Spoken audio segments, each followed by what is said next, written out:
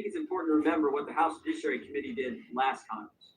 We investigated our government, the Biden administration, their attacks on free expression here in the United States. What Michael Schellenberger journalists called the censorship industrial complex. Big government, big tech, big media, big academia, all working together to censor Americans. We learned all kinds of things in that investigation. We learned on April 27th of 2022 that the Biden administration had established a disinformation governance board.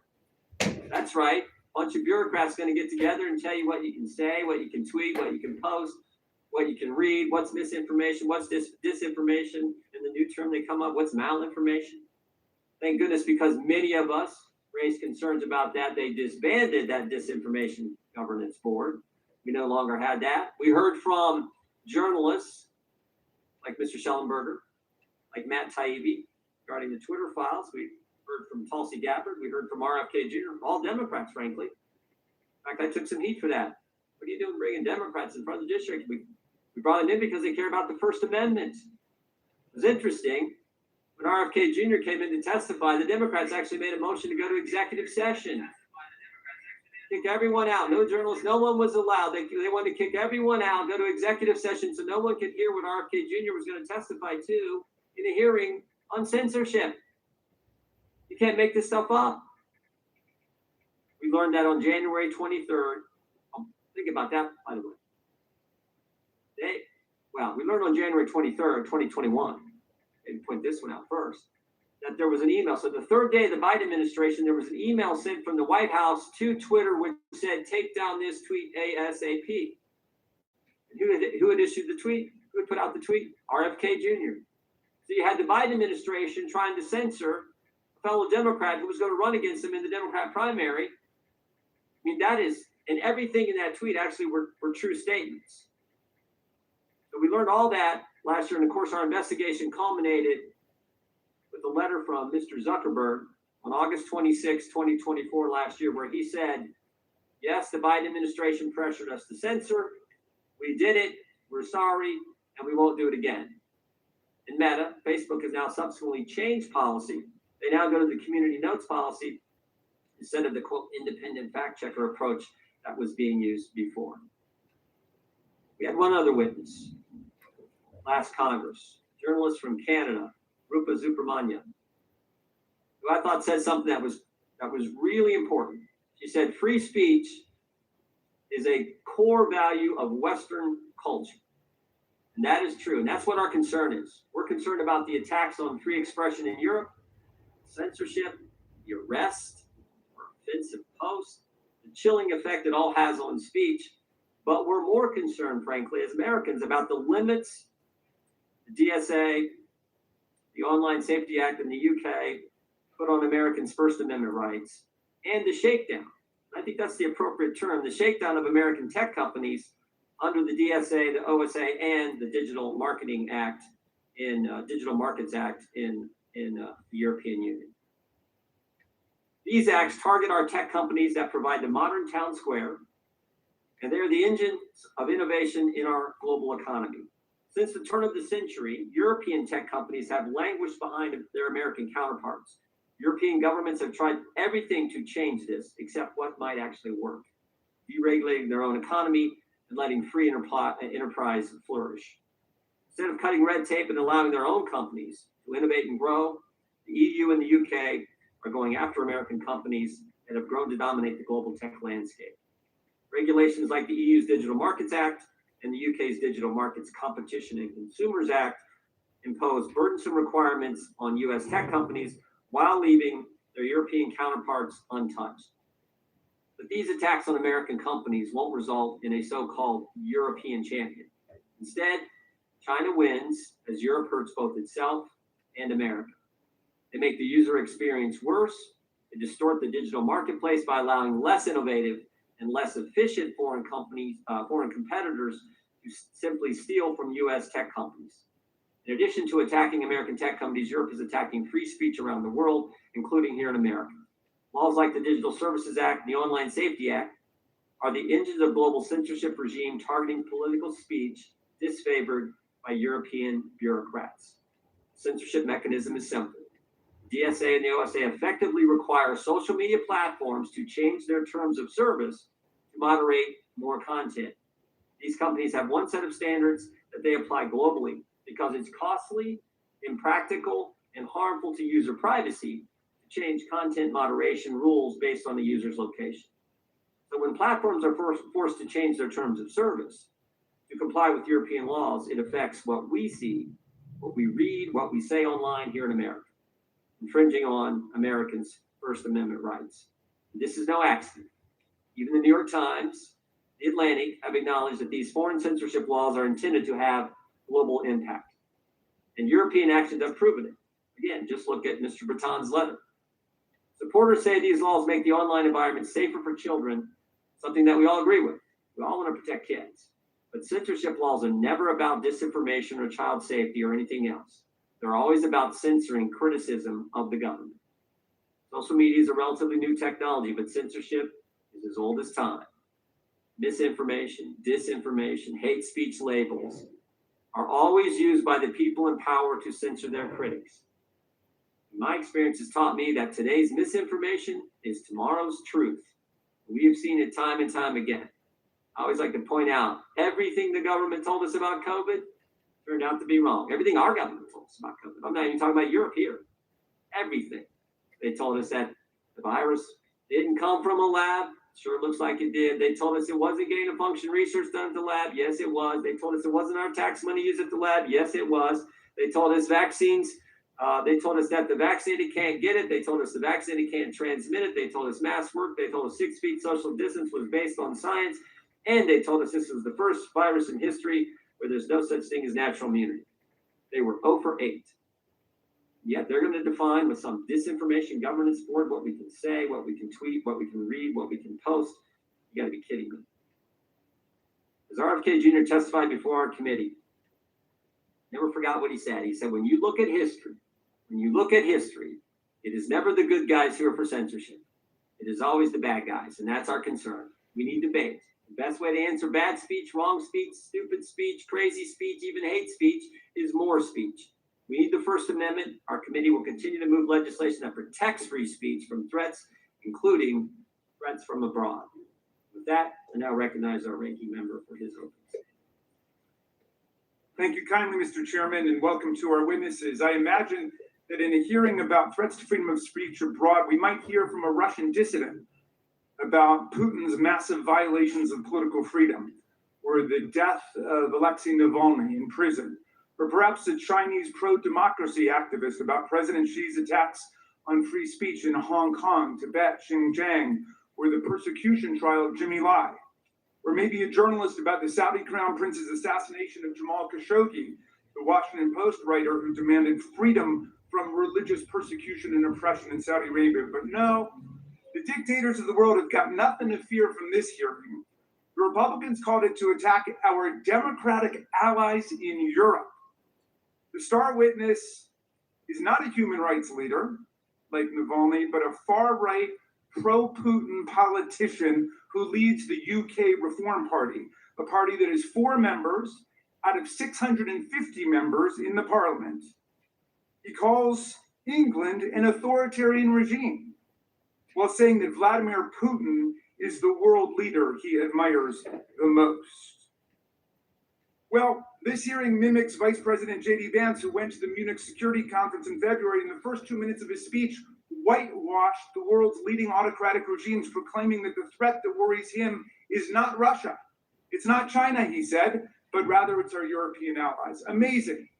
Republicans are promoting far-right parties in Europe, like Alternative for Deutschland, Reform UK, and Rassemblement National Français, and ignoring massive repression in Russia, China, Pakistan, Saudi Arabia, and among all the autocrats of the world. Republicans are vilifying European liberal democracies simply for engaging in the kind of line-drawing exercises that we Americans engage in under our First Amendment with respect to the epidemic of child pornography, protecting children from other harmful content, defamatory speech, online scams and false advertising, and speech inciting riots and imminent lawless action. All forms of speech that the First Amendment does not protect and whose tricky contours must still be drawn by law. We could have a meaningful hearing on this complicated subject, but this hearing is just a drive-by hit against a strong Democratic ally to benefit a Donald Trump sycophant and wannabe. But it's even worse than this. Not only are colleagues ignoring intensifying repression in the world's dictatorships, they're also trying to distract the world from the attack on freedom taking place right here in America every single day.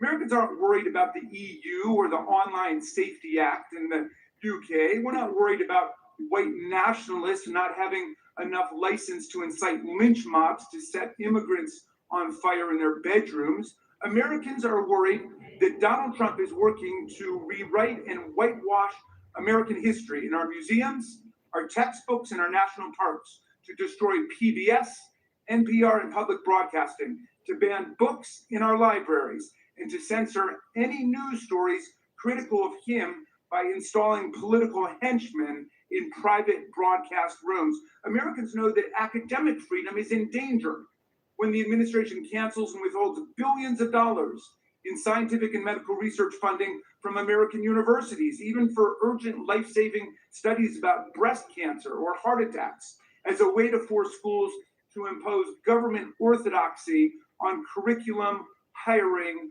admissions, and any student and faculty speech that MAGA considers politically incorrect. Americans see Trump trying to harass, intimidate, control, and shut down the press, like ABC, CBS, NBC, NPR, and PBS. The Republican-controlled FCC essentially blackmailed media companies Skydance and Paramount into agreeing to install a spy, a monitor, a minder, I think the Brits might say, to police CBS news programs to make sure that they are being sufficiently Trumpy in giving us the news in order to get approval of a merger from FCC.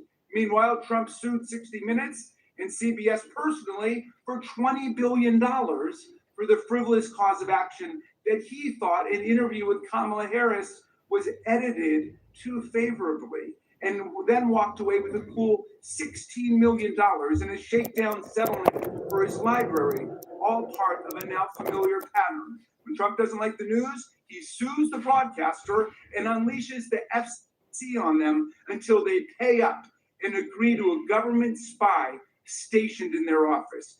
Free speech is so much in danger in the US today that if the government tries to violate our rights, we might not even be able to find a lawyer to defend ourselves, because Trump is systematically exacting retribution against law firms that represent anyone on the other side of a case against him. Look, our country loves free speech. We fight for free speech. We fought for free speech, and we know it's in danger when students who are lawfully in the United States are taken off the street and arrested without warrants by masked federal agents in unmarked cars for writing an article or attending a rally that Stephen Miller doesn't like. Free speech is in danger when visitors to our country have their social media accounts screened at the border for any criticism of Donald Trump. Free speech is in danger when To Kill a Mockingbird, The Handmaid's Tale, 1984, and The Kite Runner are banned from our schools and libraries across the country, and even families defending our freedom abroad have to fight for their kids' right to read freely in public schools run by the Department of Defense. Freedom's in danger when the administration tramples the civil service rights of hundreds of thousands of nonpartisan expert civil servants. These civil servants have been protected against political discrimination for more than a century to maintain the excellence and independence of our federal workforce, but they're now being fired simply for doing their jobs, like prosecuting violent criminals and insurrectionists who try to overthrow our government and attack our police officers, or because they honestly gave honest economic information and labor statistics to the public. These honorable civil servants are being fired because they won't be the political hacks Trump demands that they be. When private comments made by federal employees are scrutinized for anti-Trump bias and they can lose their jobs because of it, then we've entered the realm not just of Vladimir Putin, but of Joseph Stalin. Now, Mr. Trump and Mr. Farage both claim they're protectors of free speech, but they only want to protect speech they agree with. In the UK, Mr. Farage is openly promoting the abolition of the Human Rights Act of 1998 to be replaced with a British Bill of Rights that limits the right of free speech to British citizens and legally sanctioned residents. He complains that racist threats against immigrants are not protected free speech, while he proposes to strip migrants, tourists, and perhaps even visiting American congresspeople of any free speech rights at all. I had my own close encounter with that when Mr. Farage and his team presented for more than an hour in a conversation we had about free speech. And after 3 minutes of talking, he cut me off and terminated the meeting because he didn't like what I was saying. That's the kind of free speech he's committed to. There is a free speech crisis in America today, but there's no free speech crisis in Britain. UK Prime Minister Keir Starmer has not shut down GB News, where Mr. Farage has his own show, just because Mr. Farage has used his airtime to call for banning peaceful protests that he disagrees with. No one has stopped him from going on Russian TV 17 times and saying also and repeating that the one world political leader he most admired was Vladimir Putin, even though Vladimir Putin is a war criminal and a dictator who has regularly interfered in other countries' democratic elections. No one has stopped Mr. Farage from parroting Putin's absurd talking points, like when Farage claimed that NATO, the US, and Britain provoked this war in Ukraine. For a man who fashions himself as some kind of a free speech martyr, Mr. Farage seems most at home with the autocrats and dictators of the world who are crushing freedom on earth. Mr. Farage wants to get rid of the Online Safety Act in his country, a law shepherded by the Conservative Party and implemented by the Labour Party, which bans child pornography online, protects children from harmful content, forbids non-consensual pornography and other unlawful content. He should go and advance the positions he's taking here in Congress today in Parliament, which is meeting today, if he's serious about it.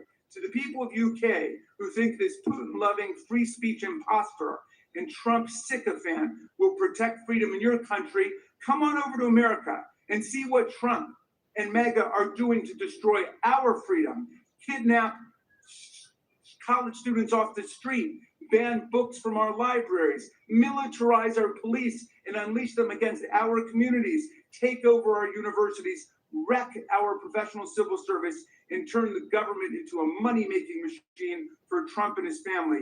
You might think twice before you let Mr. Farage make Britain great again. I yield back. The gentleman yields back. I would just point out that the encounter that the ranking member had with Mr. Farage was a little different in my recollection than how it was described. And I would also point out that the gentleman alleges there's no free speech in America under President Trump, while his staff member is holding up countless number of articles criticizing the Trump administration. I think that's a little bit of well, it's not how I think it actually goes. So we now will introduce today's witnesses. We will start with the Right Honourable Nigel Farage. Mr. Farage is a member of Parliament from Clacton and the leader of the Reform UK Party. He is also a television host and was a leading proponent of the Brexit campaign. Mr. Lorcan Price is an attorney with the ADF International, a nonprofit organization that works to protect religious freedom, free speech, parental rights, and the sanctity of life. Before joining ADF International, he was an attorney in Ireland. Mr. Morgan Reed is the president of the App Association, a trade association comprised of app developers and connected device manufacturers. He routinely testifies before Congress on matters of interest to his members, including artificial intelligence, competition, and other issues. And we have Professor David Kay. Mr. Kay is a clinical professor of law at the UC Irvine School of Law. Professor Kay previously served as the United States Special Rapporteur on the promotion and protection of the right to freedom of opinion and expression. We welcome our witnesses and thank them for appearing today. We'll begin by swearing you in. Would you all please rise and raise your right hand? Do you swear or affirm under penalty of perjury that the testimony you're about to give is true and correct to the best of your knowledge, information, and belief, so help you God? Let the record show that each of the witnesses answered in the affirmative. You can, thank you, please be seated. Please know that your written testimony will be entered into the record in its entirety. Accordingly, we ask that you summarize your testimony in 5 minutes.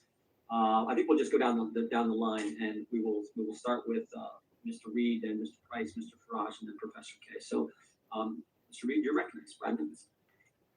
My name is Morgan Reed, and I'm the president of ACT, the App Association. Our members are small and medium-sized tech companies from your districts and around the world. We build and sell the apps and the products you love.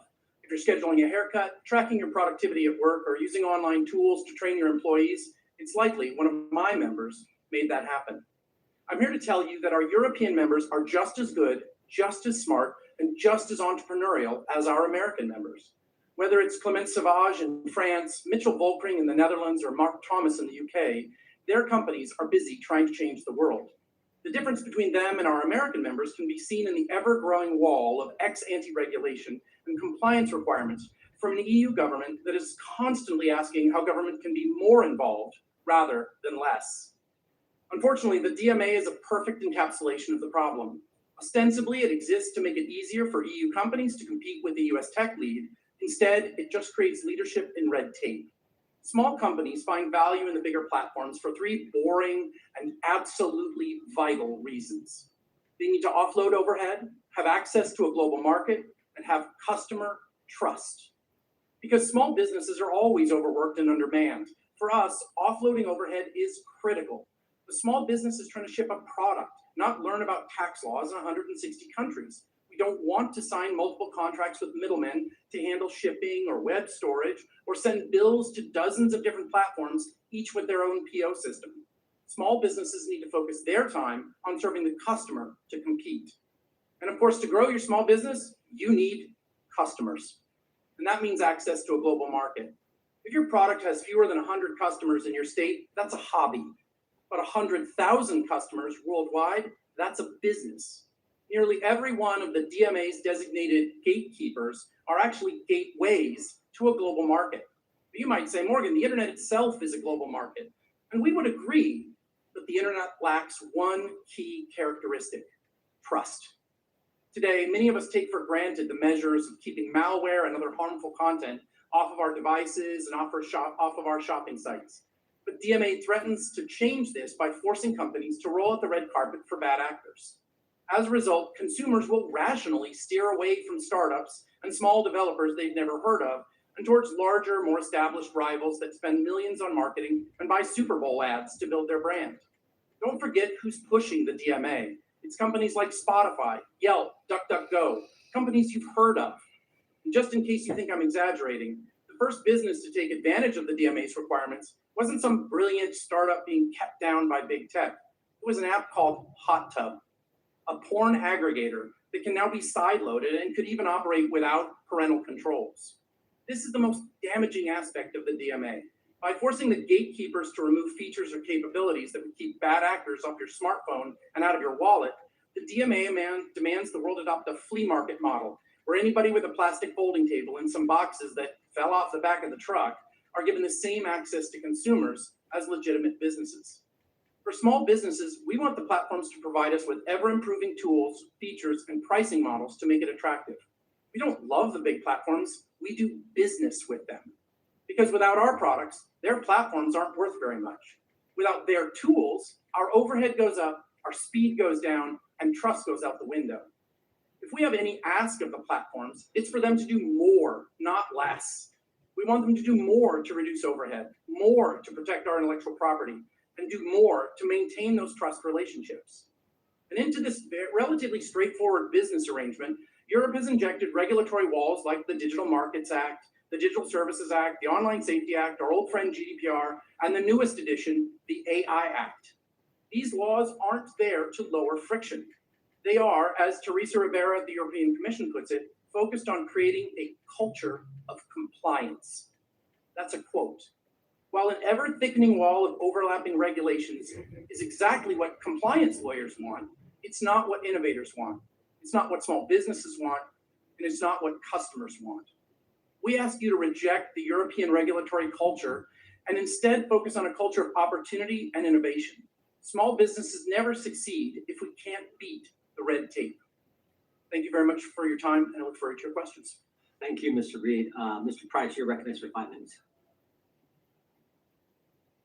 Thank you very much. Good morning, Chairman Jordan, Ranking Member Raskin, distinguished members of the committee, ladies and gentlemen. My name is Lord Price. I'm a barrister and legal counsel for ADF International, and I'm very happy to come here today to speak to you about the perilous situation for freedom of expression in Europe and why it matters for Americans. I do this on the basis of my experience litigating in speech and religious liberty cases before the European Court of Human Rights. However, today, principally, I wish to address the Digital Services Act of the European Union.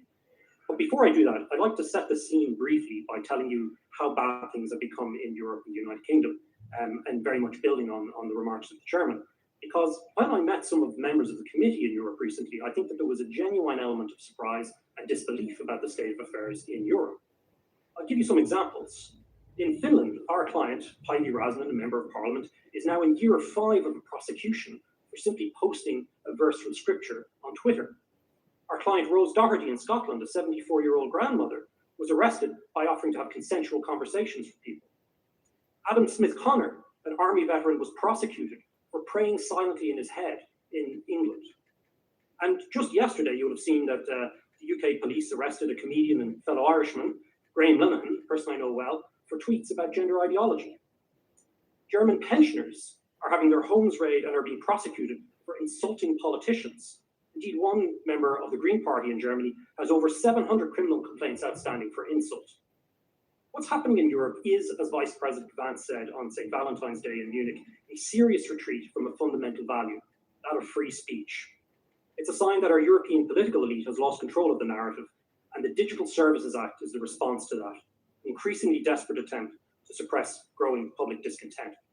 Why should this matter for Americans? Why should you be concerned? Because of the worldwide reach of European law, the so-called Brussels effect changes regulation in every area that the European Union chooses to regulate.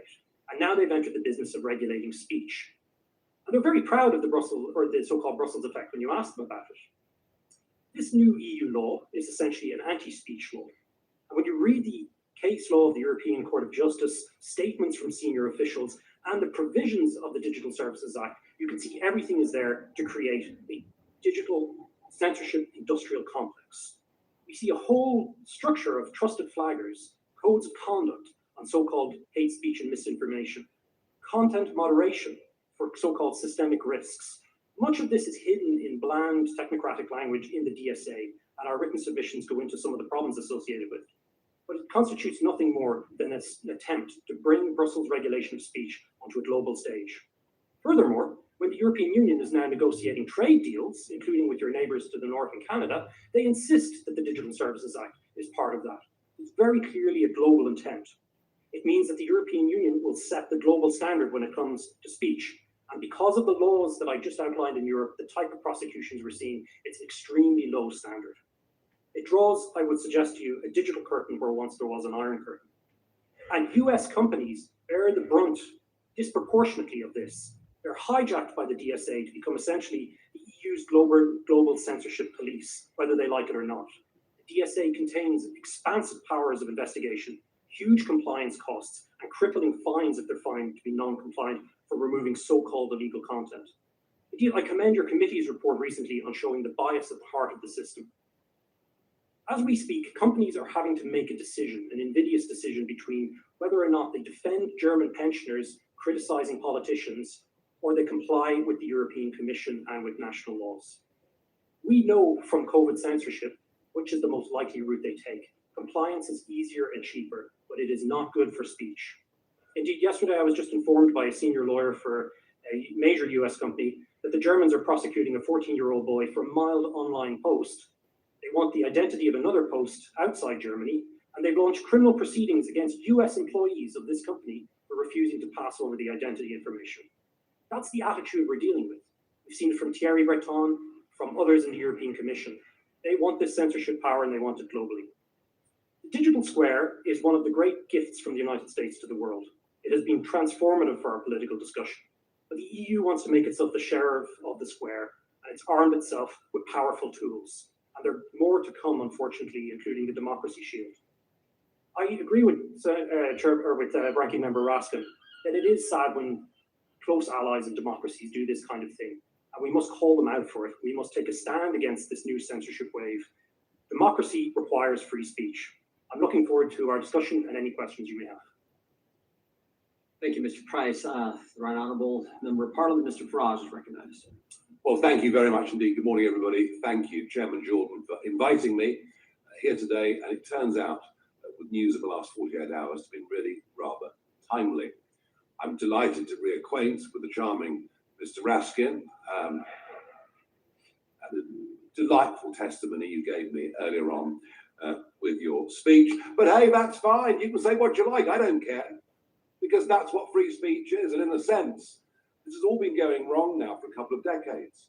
We've kind of forgotten the Authoritarian principles that we'll fight and defend to the death your right to say something that we fundamentally disagree with.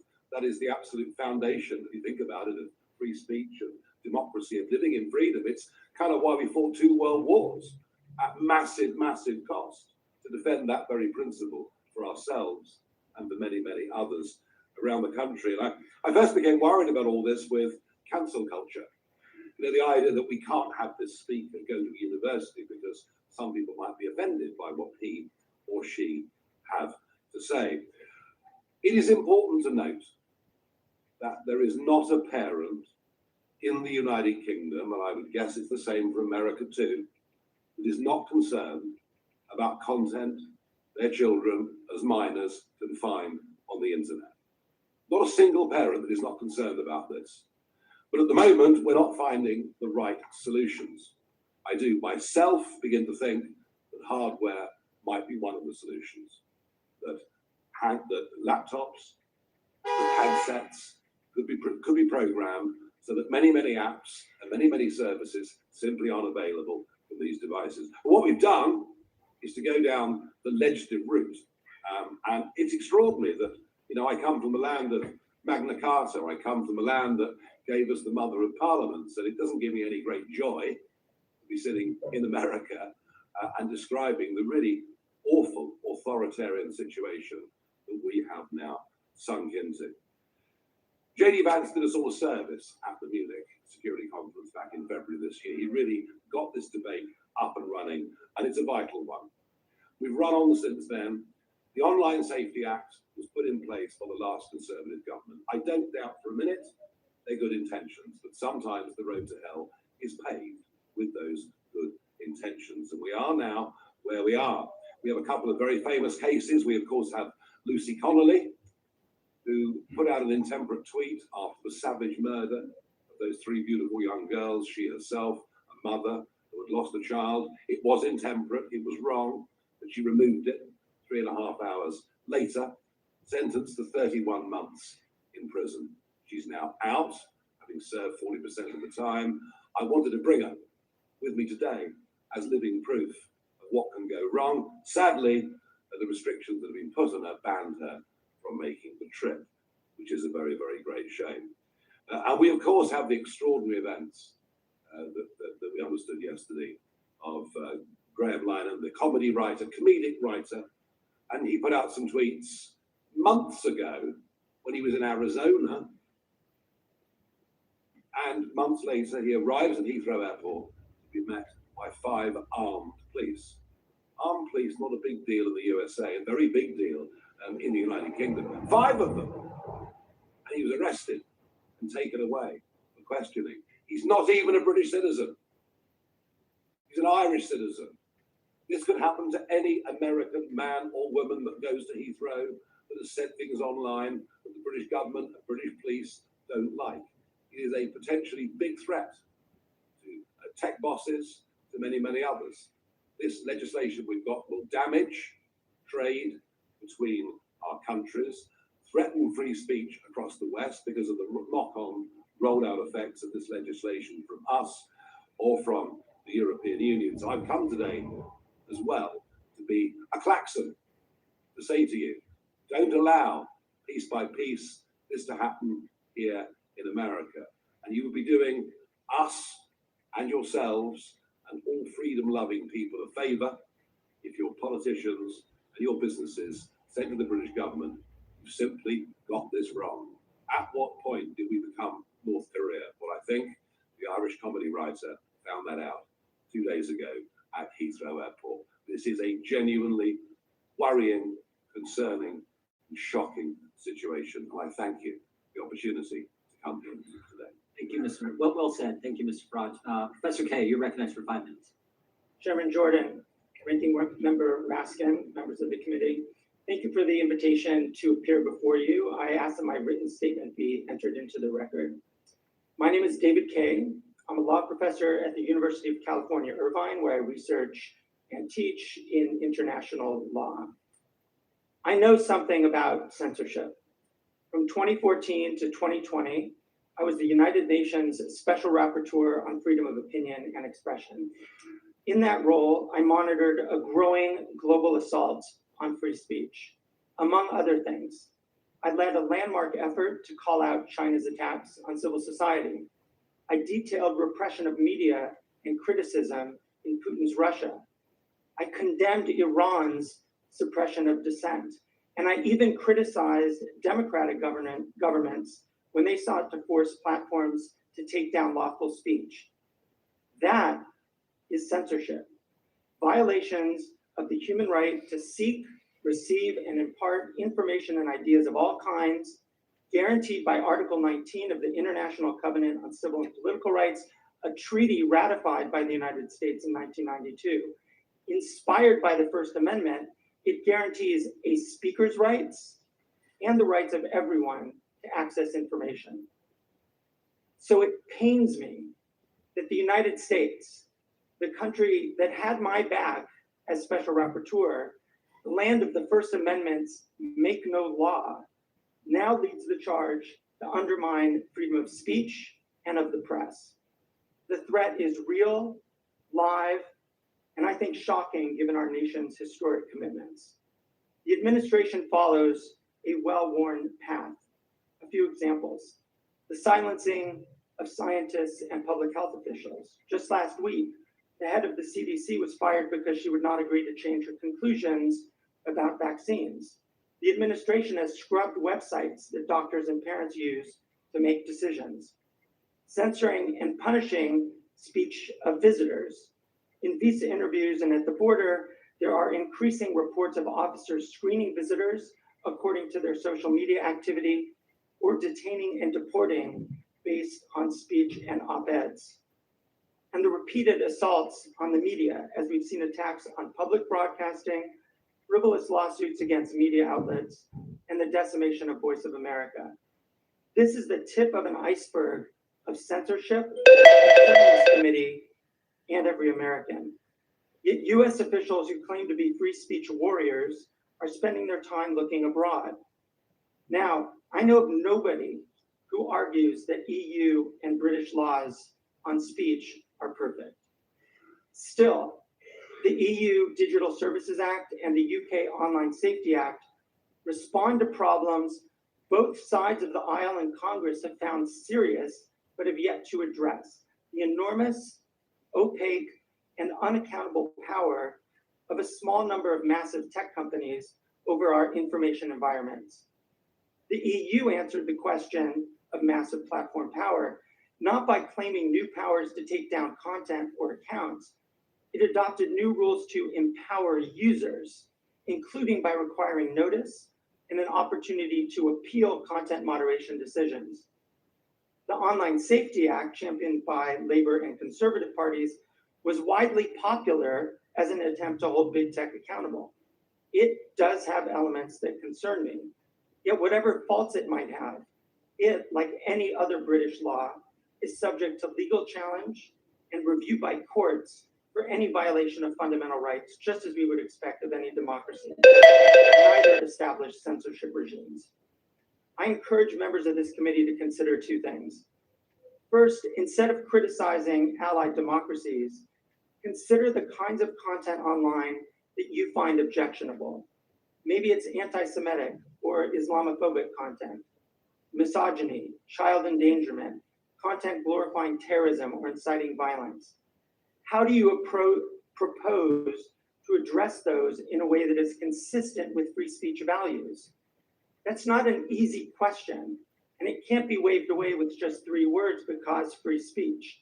The EU and the UK have made their choices, subject to democratic judicial oversight, and acting in good faith. I think this committee could do the same. Second, this committee has the obligation to protect Americans' freedom of expression here at home. The administration is putting freedom of expression under direct attack, and I think oversight and constraint from this committee would make quite a bit of sense. That, I would respectfully submit, is the real threat to American speech and innovation, and I look forward to your questions. Thank you. Thank you, Professor. We'll now proceed on the 5-minute rule. The chair now recognizes the chairman of the subcommittee, Mr. Fitzgerald. Thank you, Chairman Jordan.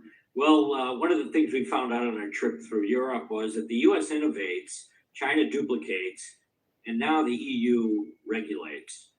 Mr. Reid, I have a question for you first. Reports estimate that complying with the EU's Digital Marketing Act, the DMA, could cost American companies up to $1 billion every single year.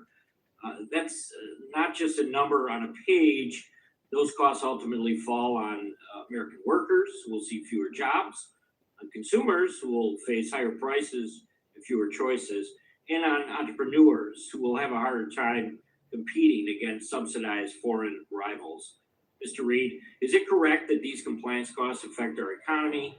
And what does it mean for America if Europe is allowed to impose these kind of costs on U.S. innovation? The short answer is yes, absolutely.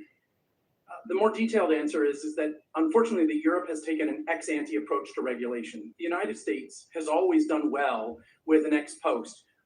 As a small business entrepreneur, I actually want fraud to be gone after. I want deceptive practices to be reduced. But unfortunately, what we see in the EU is an ex-ante process that ups my compliance requirements without actually giving customers the certainty of the result. So it's absolutely raising costs. And for American developers, we see one of the largest problems is how do you get to those European customers if the first tranche you hit is paying a compliance lawyer to meet all of these tests?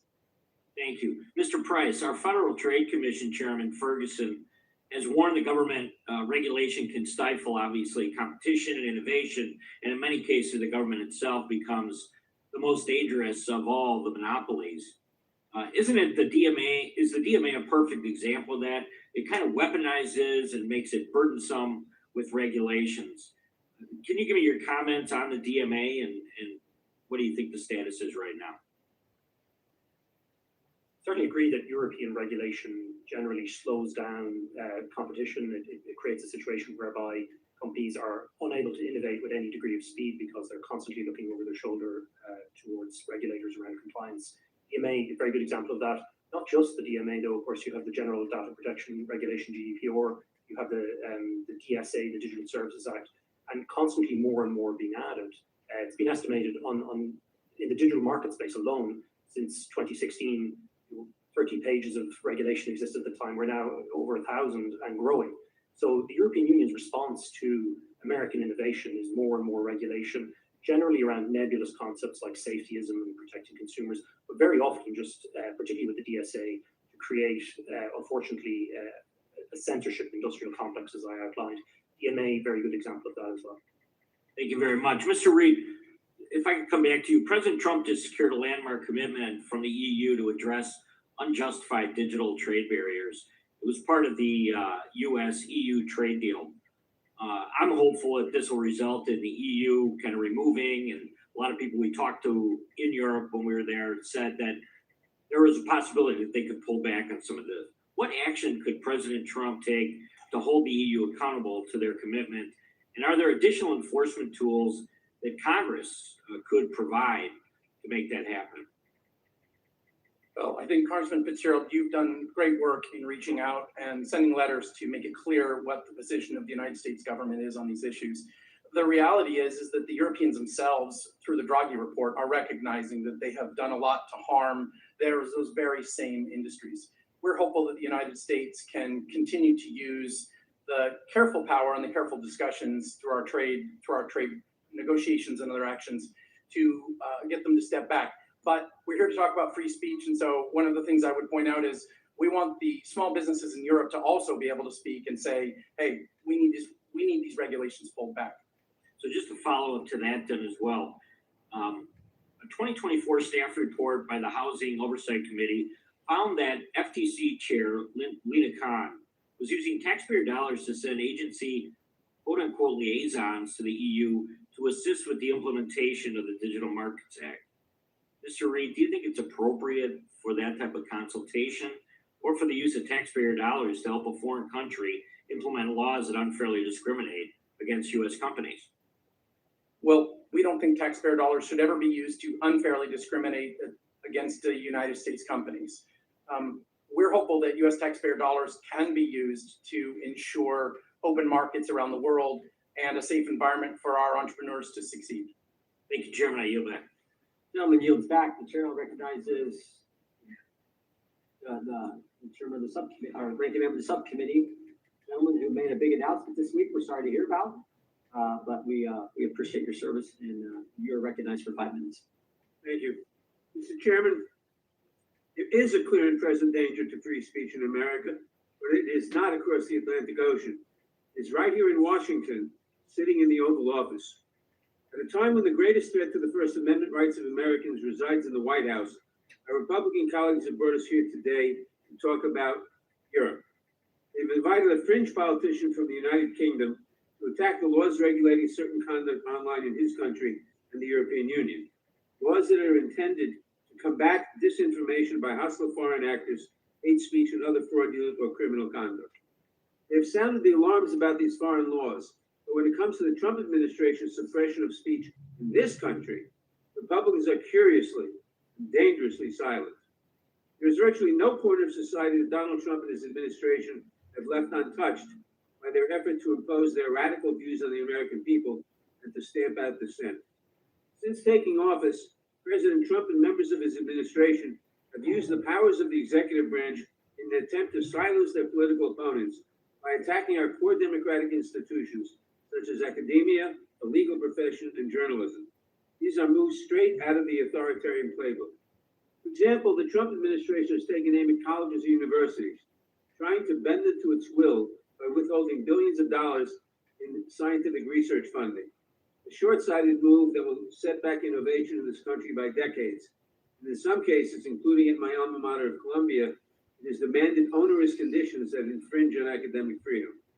On these same college campuses, students are being kidnapped for writing op-eds, and others are being deported for participating in protests. The Trump administration has also targeted disfavored law firms that dare to challenge the president or to hold him accountable, or simply for hiring an attorney who clashed with Trump in the past. Some have sadly capitulated to its campaign of extortion. The president has even taken aim at the arts and humanities, launching a hostile takeover of the Kennedy Center and censoring exhibits at the Smithsonian Institution, attempting to whitewash American history and to stamp out free expression. He has also engaged in a dangerous campaign of harassment and intimidation of the media.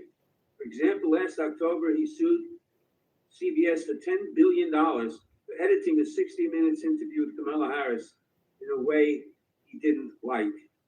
Although this suit was widely ridiculed by First Amendment attorneys who called it meritless and absurd, Paramount, the parent company of CBS News, was desperate to win approval from the Trump-controlled FCC for its proposed multi-billion-dollar merger and felt pressure to settle this baseless lawsuit.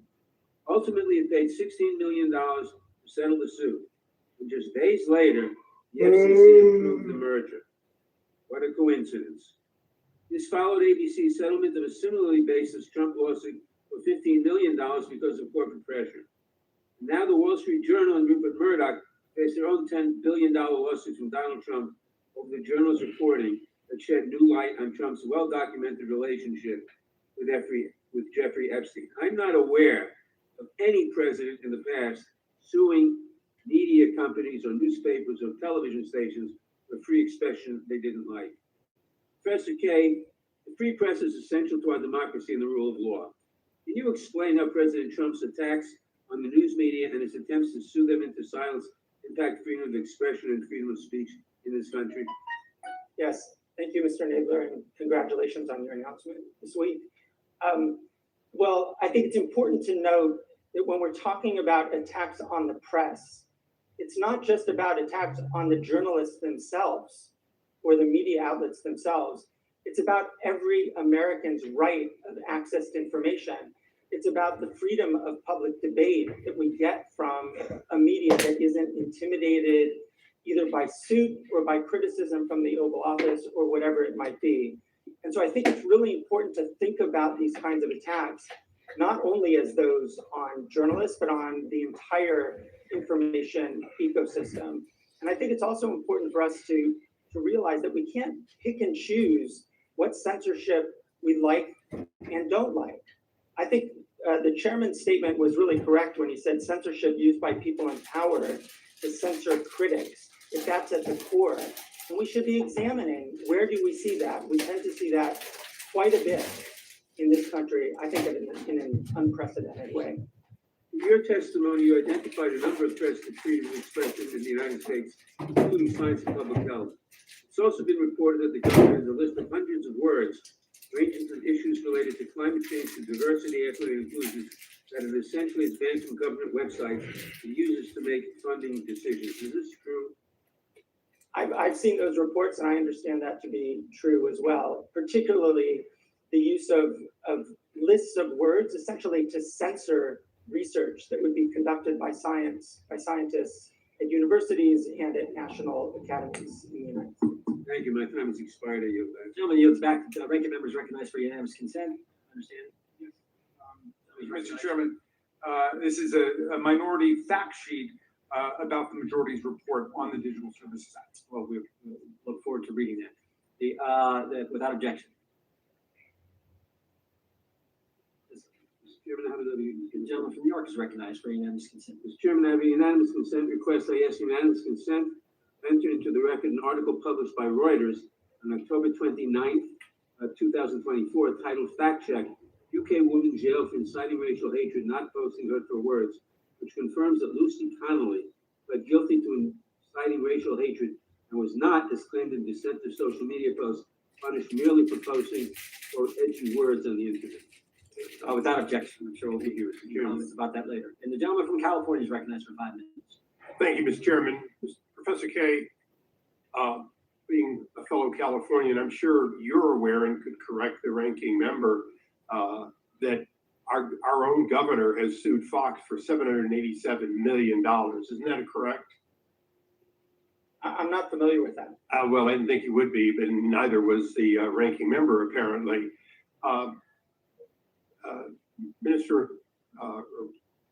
MP Farage, do you have the equivalent of what the Professor Kay was talking about, which is the Article 19? You're a signatory to that international convention, if you will, on free speech. Do you feel that it is being observed in the UK? Maybe a signatory to it, and we may. And the Prime Minister, today in the House of Commons was talking about free speech, and indeed when President Trump was with him in Scotland the other day, he talked about our proud history of free speech, but what people say, what they do, are two very different things. And the argument is that the Online Safety Act, I'll repeat what I said earlier, may have been designed by the Tories with the best of intentions, but has turned out to be the sledgehammer that misses the nut. It's not protecting kids, and it is damaging. So now, going back to the United States, you don't have a constitutional framework that is the equivalent of ours in that you have no First Amendment absolute guarantee. Is that correct? It is correct. Our Constitution isn't in written form. It's based on common law that's evolved and adapted over centuries, and your founding fathers.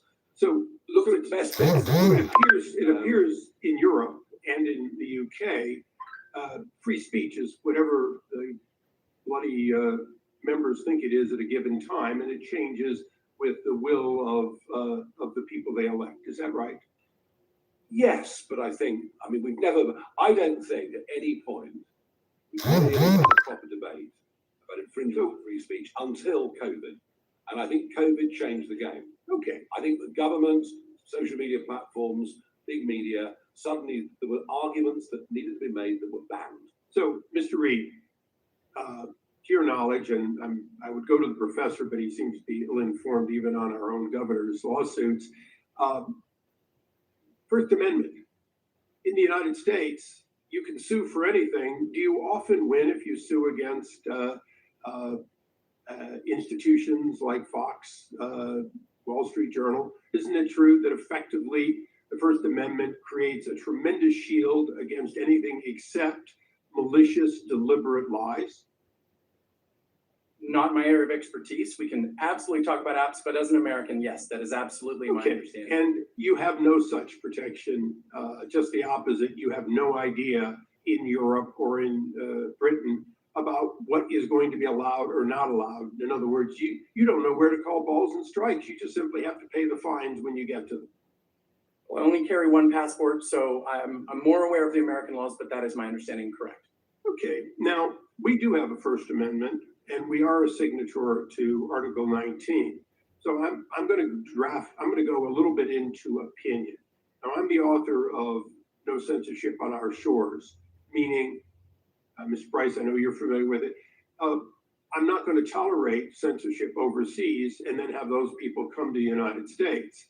Now, Professor K may object to the idea that I'm not going to let people who have been involved in censorship come into the United States, because I think it's unacceptable to get away with that overseas.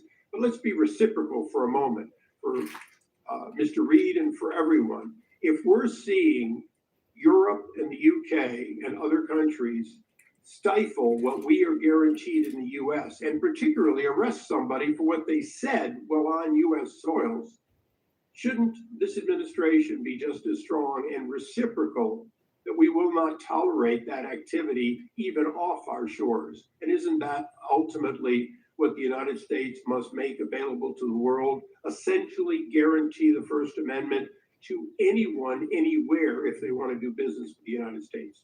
Price. The leadership of the United States on this issue has been transformative for the discussion in Europe.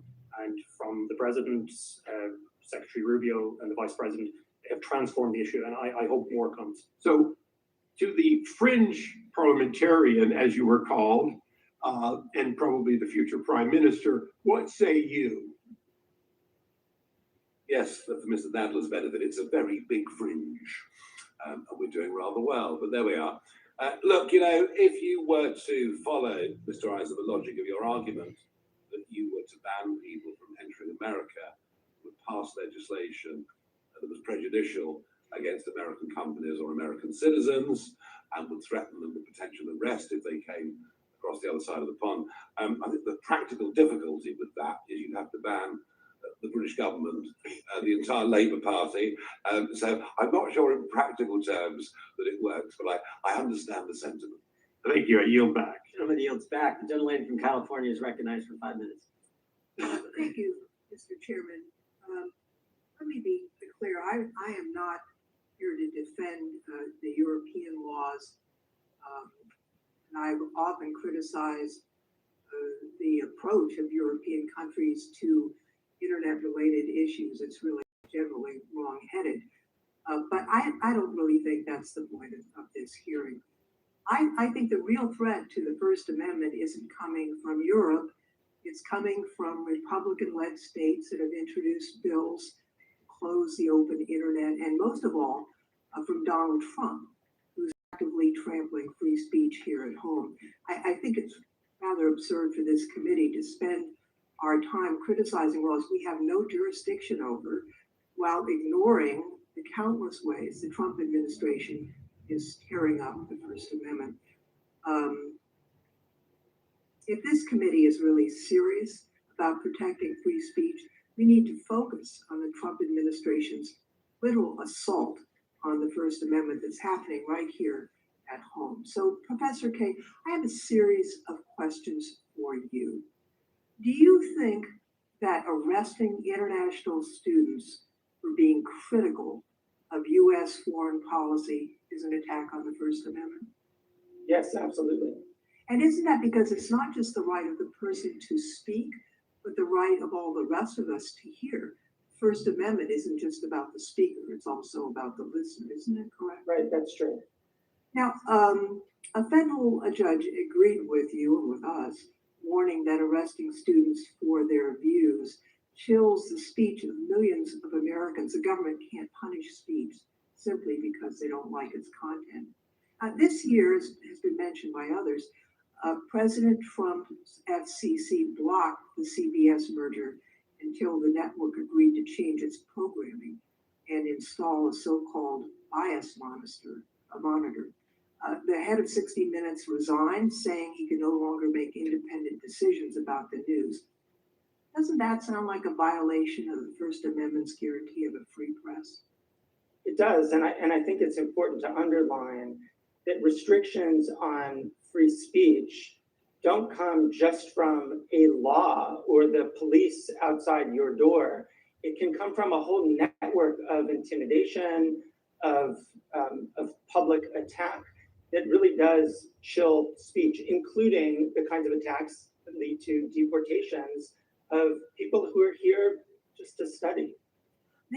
Since January, the Trump administration has revoked over 6,000 student visas because the speech of these students didn't align with what Trump agreed with. And now they're doing the same to immigrants who are applying for citizenship. Does that raise First Amendment concerns, do you think? I think it raises First Amendment concerns, but it's also in a broader way, it's raising concerns about our tolerance of dissent, of this government's tolerance of criticism. And not everything is specifically about the First Amendment and the ability to enforce it in our courts. Sometimes it's about leaders in our country actually promoting a culture of open debate and open access to information. The very things that we've heard a lot about already this morning, a kind of marketplace of ideas that some people still talk about, that's not just about what the law provides, that's also about how our leaders behave towards that kind of open debate. The Federal Trade Commission held up a merger of two major advertising firms, Omnicom and Interpublic, until they agreed to run ads on X, essentially a government-ordered gift to Elon Musk. Isn't that a blatant violation of free speech standards, forcing private companies to promote speech they otherwise wouldn't? It's certainly a kind of extensive use of the term of jawboning that has come up over the last several years. And it's a kind of pressure that absolutely interferes with free speech. And it's also the kind of weaponizing of our federal agencies in support of a particular actor, a particular business person.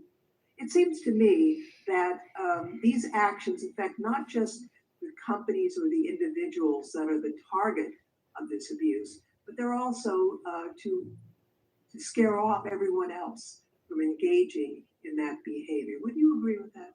Yeah, absolutely. I think that what we're seeing right now with just this essentially a kind of avalanche of restrictions and intimidations of free speech in this country, that it's designed to chill that kind of debate. It's designed to chill whistleblowers, to chill scientists, to chill professors and students. I think that's essentially what we're witnessing right now.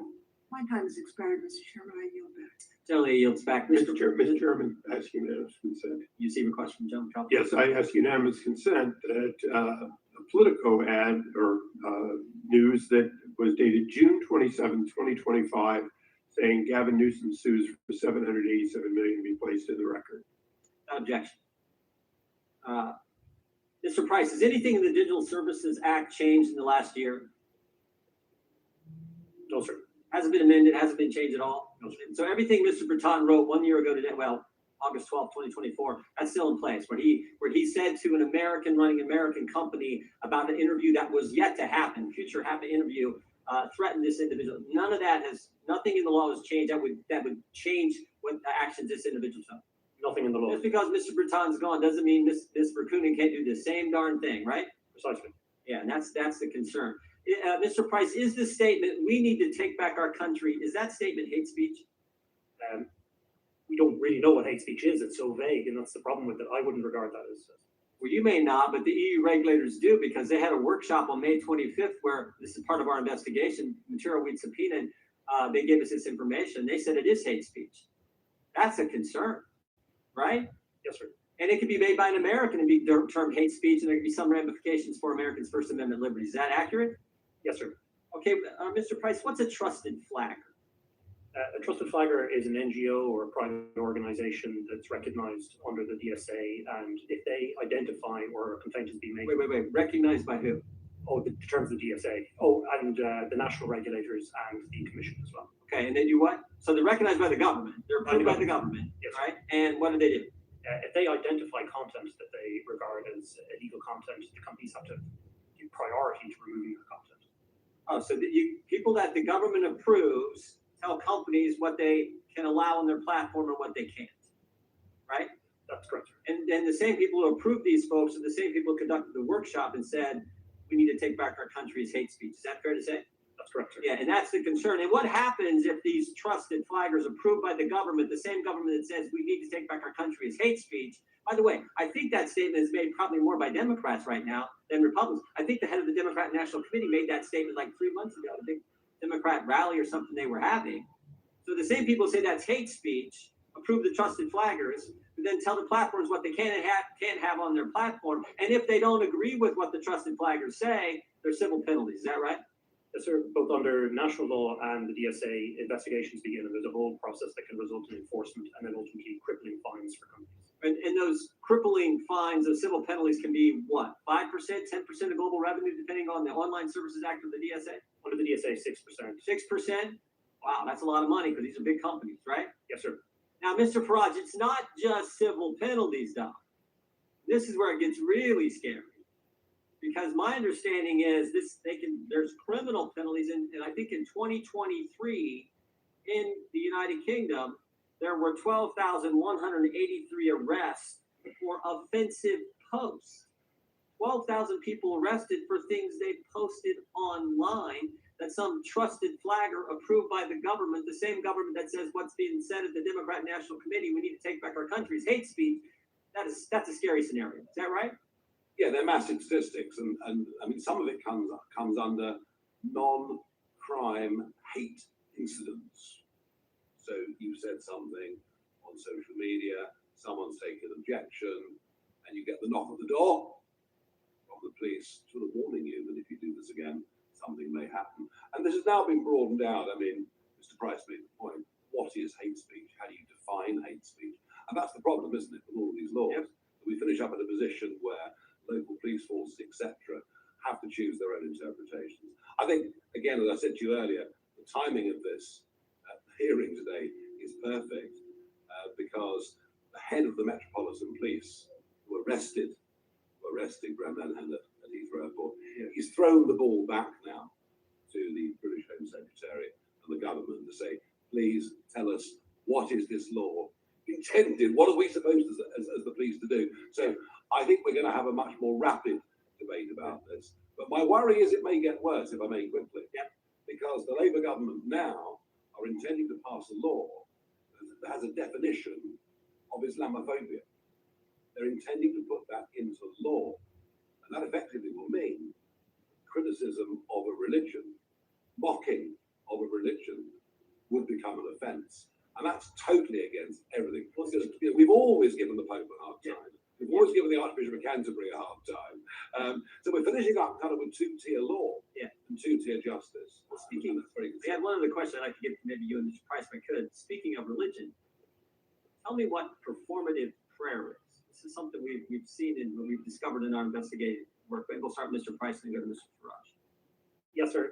We have a client at the moment who's been prosecuted who was arrested in Bristol for a Christian pastor preaching about the differences between Christianity and Islam. He was then assaulted by a group of people identifying as Islamic people. The police arrived and they arrested him, not the people who assaulted him. This is the state of play in the United Kingdom in terms of free speech. And unfortunately, across Europe, I mean, I have a whole file of cases here where people have been arrested for criticisms of Islam where they've been prosecuted. Things are getting pretty bad. Yeah, that extends to abortion clinics, doesn't it? And the abortion debate in Britain and Europe is different to the abortion debate in America. It's in a different place. Mm-hmm. But we have seen people warned or arrested if they've been seen to be praying outside abortion clinics, even if they're doing it silently. Hence, it's performative in the sense they're doing that. And you know, I'm afraid you now have to be a certain distance away from one of these clinics.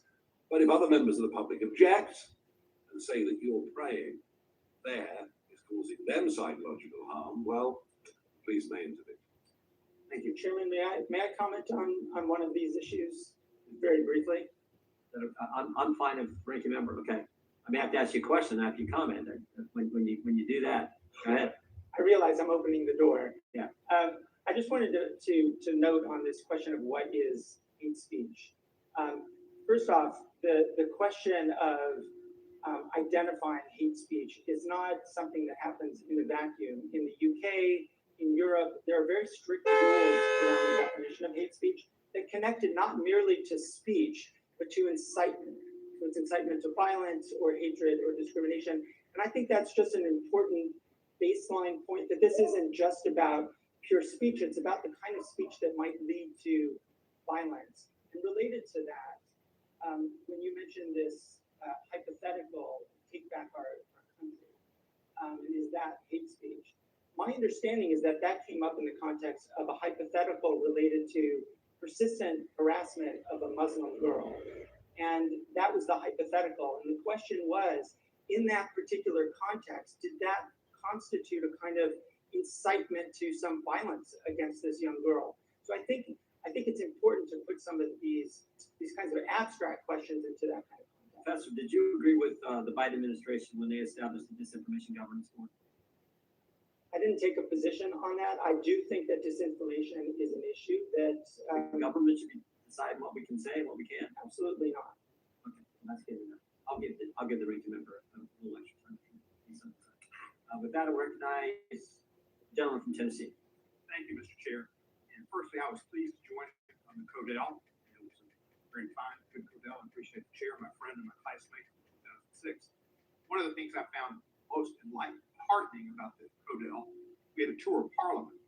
And along with us were two conservative members who were, I think they were either in House of Lords, maybe one was the Lords and one was the House of Commons, but they talked to us about Magna Carta and about how it's the basis of our laws, and there's a copy there and copies here and there and whatever, but how precious the Magna Carta is.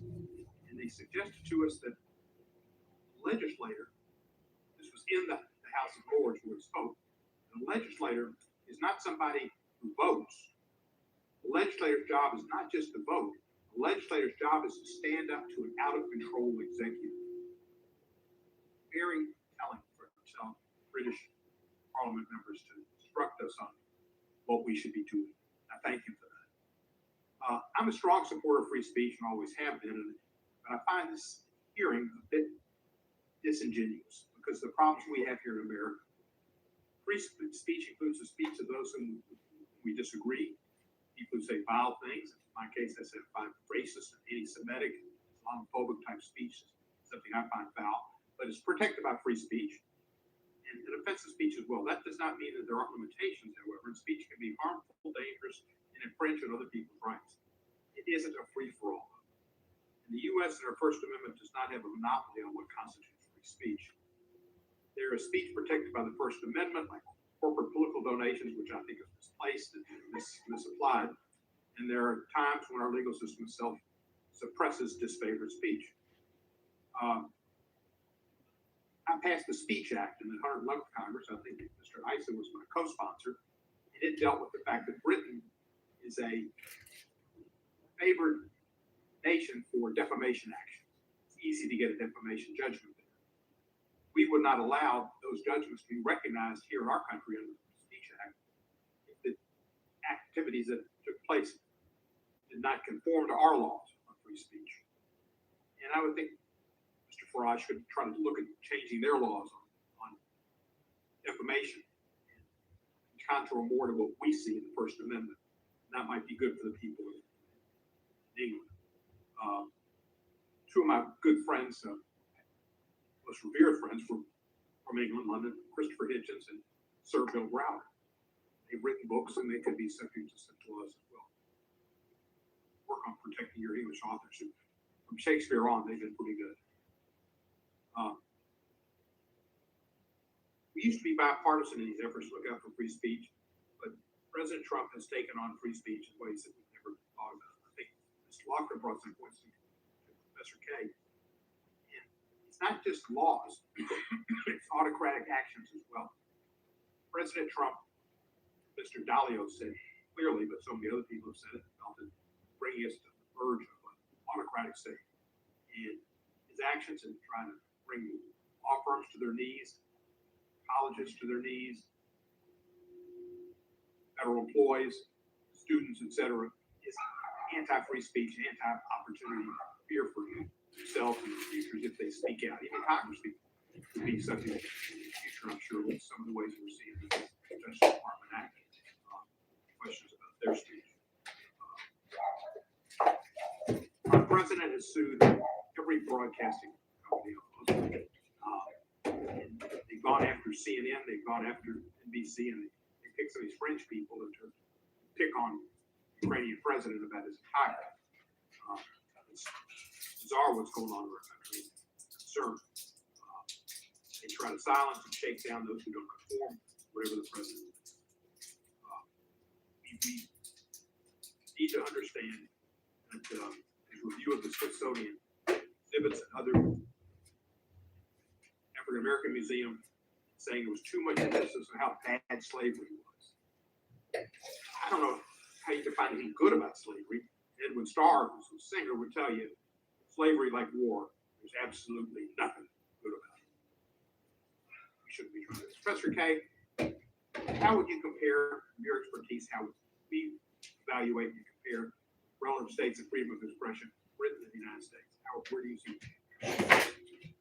Well, I think right now we're at a very dismal place in the United States, but I do think that it's also worth thinking a bit about some of the issues that Mr. Farage raised. So, for example, he mentioned the issue of a law against Islamophobia, but there's also a lot of discussion about laws against anti-Semitism and against other attacks on people on their status, on the basis of their religion and so forth. Those are actually valuable conversations to have.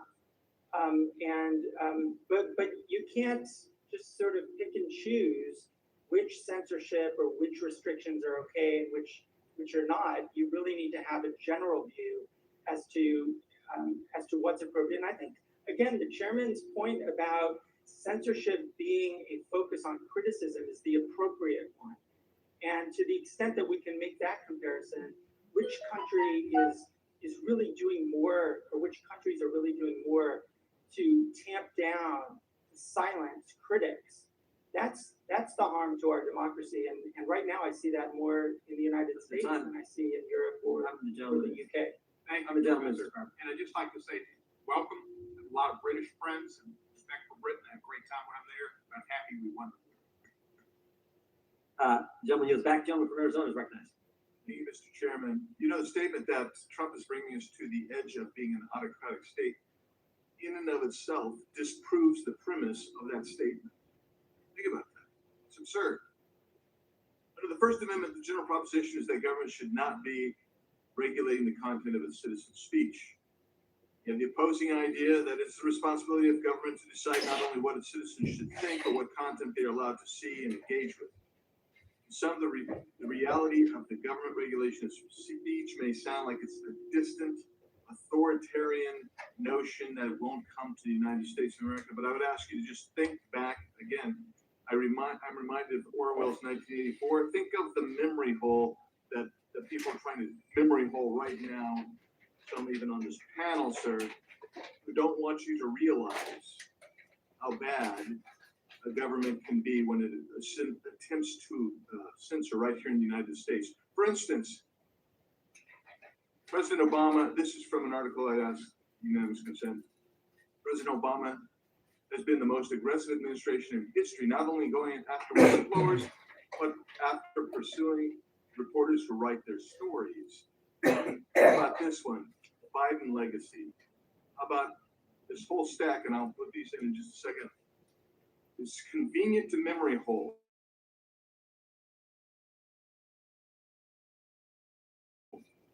What they did to suppress dissent and contrary opinion. I'll get into that in a second. The actions of European governments show that the type of censorship by government is not only possible, but very much doable. Under the guise of public safety, government officials in Europe have suppressed and arrested individuals who have simply engaged in political speech that is arbitrarily deemed to be unspeakable by the government. This kind of regime doesn't just appear on the scene, though. It takes time to develop. And we've seen it here, and that's why I'm taking this opportunity to remind you that FISA must be reformed. FISA must be reformed.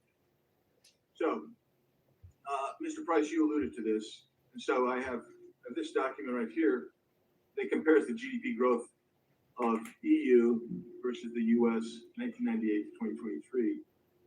And the US has grown about 87%, almost 90%. The EU has increased its GDP by about 13%. So you have almost a 6x variable there. Question is, when you set these kind of draconian fines and you set up a system that is amorphous and almost indefinable, might it not also have some more than just even the safety, ostensible safety of the society? Might it lead to trying to regulate when you can't innovate? I think that's very much the case, sir. We've seen it not just in the area of speech, but obviously we're discussing the Digital Markets Act, data protection, and so on. And Europe is facing some very serious structural problems demographically, financially. And a lot of what I think is inspiring the DSA is what we saw from Germany beginning after the election of President Trump and after Brexit, which is to control the narrative, slow down speech. And into that, then they're throwing a very wide net out that's affecting all kinds of legitimate speech. Talked about my client Päivi Räsänen in Finland, who's prosecuted for sharing a tweet from the Bible. It's absolutely outrageous. And that becomes now the standard that the DSA will set, not just for Europe, possibly and predictably globally. And similarly, Mr. Reed, that's what's going to happen to your app innovators. They're not going to be able to have access to 440 million people in the marketplace in Europe without having to go through essentially government censorship. Well, I think you hit it earlier when you said that their focus has been on regulating or adding legislation. And it isn't one piece of regulation or one piece of legislation that has caused problems for our innovators, both in the UK, in the EU, and in America. It's been the stacking effect. Because if you start with one regulation, you say, I can handle that, I'll build that into my business. It's when you have one, then two, then four, then six. So what's been the biggest problem for growth has been their answer is that old quip, the beatings will continue until morale improves. We often feel that way about regulation. Innovation will get regulated until we get more innovation. I don't think that will work out. Thanks, Mr. Reed. Now I'll finish with you, Mr. Farage. What happened to the great countries of the West? I mean, seriously. And their liberal understanding of civil rights and the ability to speak one's mind openly without fear of arrest or censorship or abuse of harassment by government. I think what went wrong in many ways is we forgot why we actually had those liberties and had those freedoms in the first place. We forgot, as I mentioned, touched on earlier, we forgot the huge sacrifices that were made by citizens alive at that time to defend those principles against tyranny and against dictatorship. We've kind of lost our way in understanding why we are as we are, and I think that has permeated through the education system, where I'm not sure we've been teaching good values. The slavery comment was made earlier. I completely understand there's nothing good about slavery. But take our country, we spent decades driving slavery off the high seas. And whilst we were perpetrators to begin with, we actually, in the end, drove it off the high seas. So we need to teach our kids a sense of balance about our history, about the sacrifices being made. That's my feeling. Mr. Chairman, I have some unanimous consent. Gentlemen, this one, GDP growth comparison EU to US 1998 to 2023. This one, Biden's press freedom legacy, empty words and hypocrisy. Massive government censorship during and about COVID from the New Civil Liberties Alliance. The Fifth Circuit agrees that federal officials unconstitutionally coerced or encouraged online censorship under the Biden administration. This one, information during the pandemic suppressed. Feds blew $267 million fighting misinformation under Biden as Trump vows to ban censorship cartel. This one, how the FBI violated the privacy rights of tens of thousands of Americans. This one, Inspector General report on FBI spies abuse tells us one thing we need: radical reform. This one, UK comedy writer Graham Linehan arrested over social media posts criticizing trans activists. Why did Lucy Connolly receive a 31-month sentence for Southport tweet?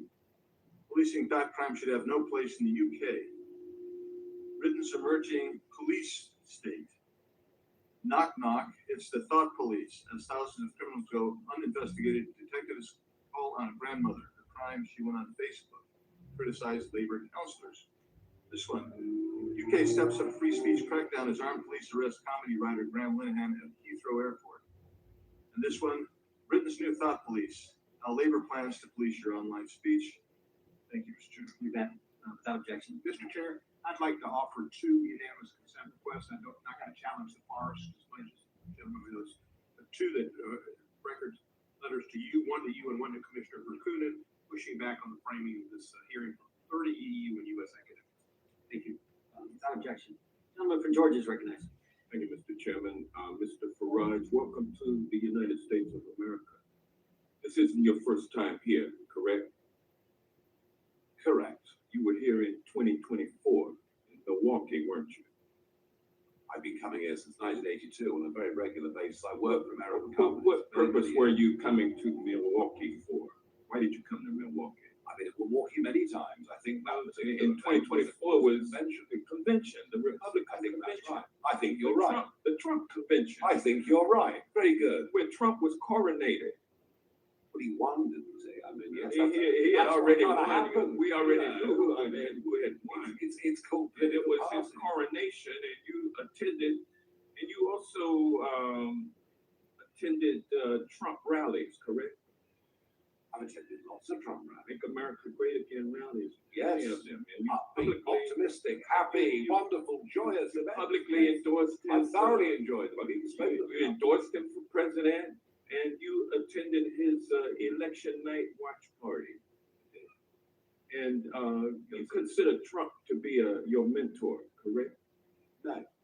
He's not your mentor? No. Or did he? Sorry. He is somebody who you want the support of, and you have the support. Yes, I do. I think he's a very, very brave man. Because I you think are getting ready to world run for prime is a- minister of Great Britain, correct? I've been trying for years. Yeah. And as it stands right now, you head up a party. How many seats in the parliament are there? 651. If you would speak about it. 650. And how many are a part? How many seats does your party hold? How many seats do the opinion polls say we're going to get next time? Is that No, I mean, Oh, I the see. numbers don't lie. You only have 4 seats, right? I'm afraid so. Yeah. And so you are indeed the leader of a fringe party. Oh, I'm a fringe, all right. Don't worry about that. Yes, absolutely. Everything I've ever done. And as a fringe party leader seeking to run for Prime Minister of Great Britain, you need a lot of money in order to blow up like the MAGA movement has blown up. And what you need is a message of truth and a message of hope. And But you need money also, right? money's helpful, but it's not the primary thing So you the need. first No. thing that No, you're came wrong. out of the first thing that came out of the chair's mouth this morning during his opening statement had to do with Elon Musk. Yeah.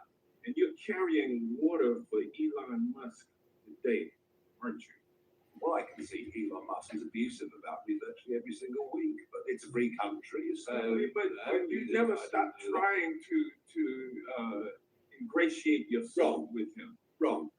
Well, I mean, No, and wrong. you are familiar with the No, fact. wrong. I have. You are familiar I with the have fact, public. Mr. I Farage, have had a that public fallout with Donald Trump's campaign benefited to the I- extent of $250 million from Elon Musk. Well, I mean, how much? You are familiar with that. How much did Mr. Zuckerberg give to the Democrats? I mean, this is what happens. And people are. He didn't give any money Musk, let me be clear. to the I have Democrats. He was sitting behind I have. Trump with the rest of the tech bros, I and am you going- are here today I'm going to answer to your question. impress all of those tech bros, including going as Elon long as Musk. you Isn't want. that correct? I'm going to answer your question. Very, very honestly. You need money from Elon Musk in order to get I have. elected Prime Minister of Great Britain. That's the bottom line. Isn't that correct? We consider all day, as long as the chairman allows us, I don't mind. I had a very public falling out with Elon Musk. But you're still trying to get some money from him, though. Over. It's not about the And prior I'm disputes. sorry. You're trying to Fundamental. You're trying to ingratiate yourself with the tech bros by coming over here and trying to. Can I get a cup of coffee or something? And you're arguing. Here a long time. What you're arguing is that the citizens of Great Britain should pay a tariff if these tech companies are not allowed to violate the laws of Great Britain. No, I'm not. That was a falsehood put out by the British Prime Minister You today. didn't say in your Prime Minister's statement. questions. I have never I have never suggested any of the statement, kind. you don't My call for statement is very tariffs as clear. tools to My force statement is Great very clear. The statement is that You are not it calling might for. surprise you. You are not calling for It might surprise you to know tariffs and that trade that sanctions. trade, you may not know this, but trade between our countries is actually rather important. You are the biggest investor in our country. We're the biggest investor in yours. Time of the gentleman from Georgia has expired, but the gentleman What you should be able to say some kind of here response. to the United Regular States order, Mr. arguing Chairman. The that time- your He's been citizens rude, he's been pay a disgusting, tariff. he's been hilarious. Hang on. Gentleman's time has expired. I feel like we should give Mr. Farage a chance to respond to one of the many questions he was not allowed to respond to. So we'll give you 30 seconds, Mr. Farage, and then we'll move on to our next one. Because I know Mr. Farage does have to leave in about an hour. We want to get through as many members as we can. Number one, I had a public fallout over political issues with Elon Musk. I can't be bullied by anybody. I haven't changed my mind. Last time I looked, he was being spectacularly rude about me yesterday. That's life. We believe in free speech. We live with it. What I have made very clear. Fixated on. What I have Hang made. on. Sorry, no, this is my turn. I think. Yeah, you got another Thank you, 15 Mr. seconds. What I've made perfectly clear in this paper is the situation we've got with successive pieces of legislation, including now the Online Safety Act, is a danger to trade between our countries, and allies and friends and trading partners have honest conversations with each other. I hope many American companies and politicians have honest conversations with the British government. I've not suggested sanctions at all anyway. Good luck on your race. The gentleman from California is recognized. Thank you, Mr. Chairman. First, I remind my colleague from Georgia that President Trump was openly nominated after decisively winning primary votes across the country. That's in open contrast to the Democratic nominee, who has decreed the nominee of her party in spite of the fact she did not receive a single primary vote. So I would be a little careful if I were him about talking about coronations. I do agree with my Democratic colleagues that we need to be on guard against suppression of free speech, whether it's coming from the left or the right. But I disagree with them that the chief executive regulating the executive branch's communications or conforming executive agencies and grantees to executive policy is somehow a threat to free speech. The executive branch is designed to speak with one voice, a voice chosen every 4 years by the people. And I disagree with them that suing for defamation is an infringement on speech in a legal system where the truth is an absolute defense. The threat to democracy is from the government regulating other people's communications. We're now discovering that the Biden administration used the FBI to pressure tech companies to censure the communications of American people over a free discussion of everything from COVID policy and origins, the Russian collusion hoax, Biden family influence peddling, climate change. I myself was the victim of this censorship when I warned of the damage that the COVID lockdowns were causing. Now, democracy assumes that the best way to separate truth from lies, or wisdom from folly, or good from evil, or love from hate, is to place the two of them side by side and then trust the common sense and good judgment of the people to know the difference. But this assumes that the people have full and unfettered freedom to express themselves and to challenge the claims and opinions of each other. Now, some of our colleagues seem to be suggesting that we should transfer that prerogative from the people to the government. That's the very definition of authoritarianism. Mr. Farage, what are your thoughts? Yeah, I agree with that. I think we are as citizens, we should be free to make our minds up, to express our opinions, to a large extent to make our own mistakes, provided. And we all know there's a limit to free speech.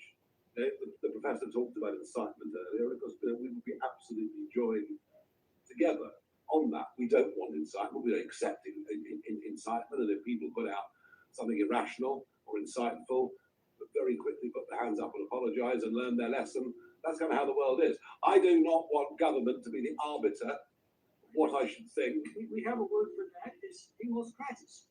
Ruled by the people. So yes, Democracy. I'm with you on that. I also agree with you that COVID, I touched on this earlier, it was during COVID when rational debate about many important issues, be it mask wearing, be it lockdowns, rational debate on these things was frankly stamped out. And this was supported by big social media companies, many, not GB News obviously, but many TV stations, etc. It's a very dark period. In this country, what we're discovering is that was being done under pressure by the FBI, directed by the executive branch of the government under Joe Biden. But just briefly, how did this happen to the UK and the EU, and what lessons should we be drawing here today?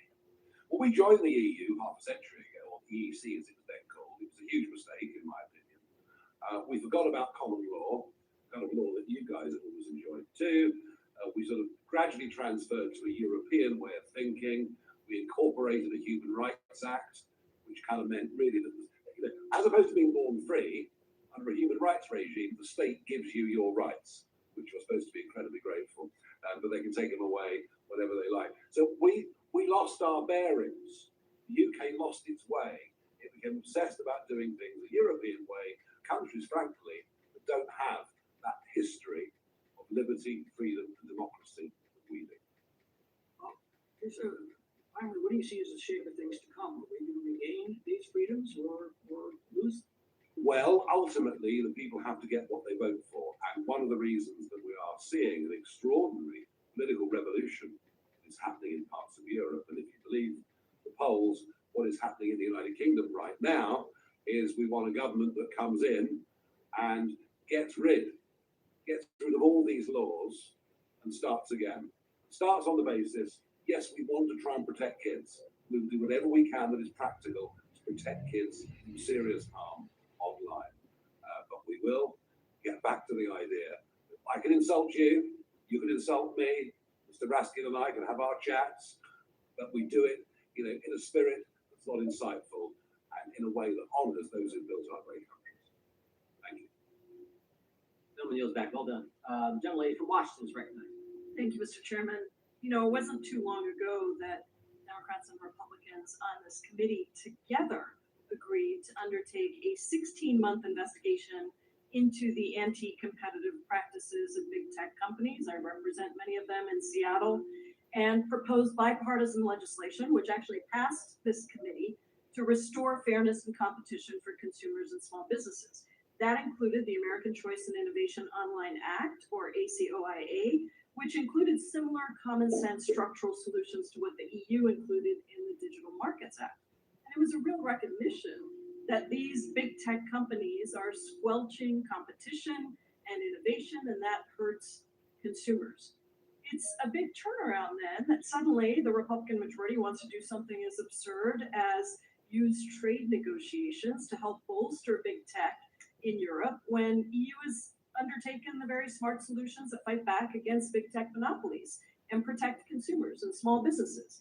Maybe it's linked to the fact that these big tech companies are now pouring money into Donald Trump's campaign funds. I don't know. Maybe it's because they're making all kinds of deals to screw consumers and preference giant corporations in exchange for campaign contributions and a 24-karat gold plaque to Donald Trump, like the CEO of Apple just recently did.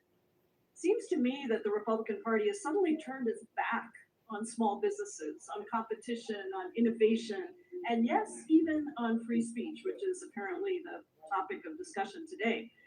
In fact, one of our witnesses here claims to represent, one of the Republican witnesses claims to represent small and medium-sized app developers, but his organization gets more than half of its funding from Apple, a very giant corporation that those same small and medium-sized app developers are trying to fight. Make it make sense for me. Now we have this hearing centered around so-called free speech and so-called censorship, not here in America, but in Europe. Well, what about right here at home on U.S. soil, the censorship by the Trump administration, the Republican Party, on anything that they don't agree with? Let's just take a recent example. Rameza Ozturk, a PhD student at Tufts University, wrote an op-ed in the student newspaper calling for the university to divest from Israel. It was a simple exercise of her First Amendment free speech rights. She committed no crime. She didn't bully or harass anyone. She didn't incite violence towards anyone. Action was totally peaceful. And yet, what happened? In March, the Trump administration revoked her student visa, sent masked men to kidnap and disappear her, forcing her into an unmarked car, and detained her for 45 days. Professor Kay, how does this kind of abuse, utilizing the immigration system in this case for now, can extend to US citizens, to green card holders, to anyone else? How does this hinder the free speech rights of all Americans? Well, we've seen already that American citizens have been caught in the enforcement of immigration laws over the last, and outside of the immigration laws over the last several months. But I think we can look at it from two perspectives. One is it's a clear violation of a student's free speech right, as you just explained it, when they're detained and set up for deportation solely because of an op-ed that they wrote. But it's also an intimidation for anybody who would write anything further. Anybody who's in that same kind of visa situation now is not going to be writing that op-ed.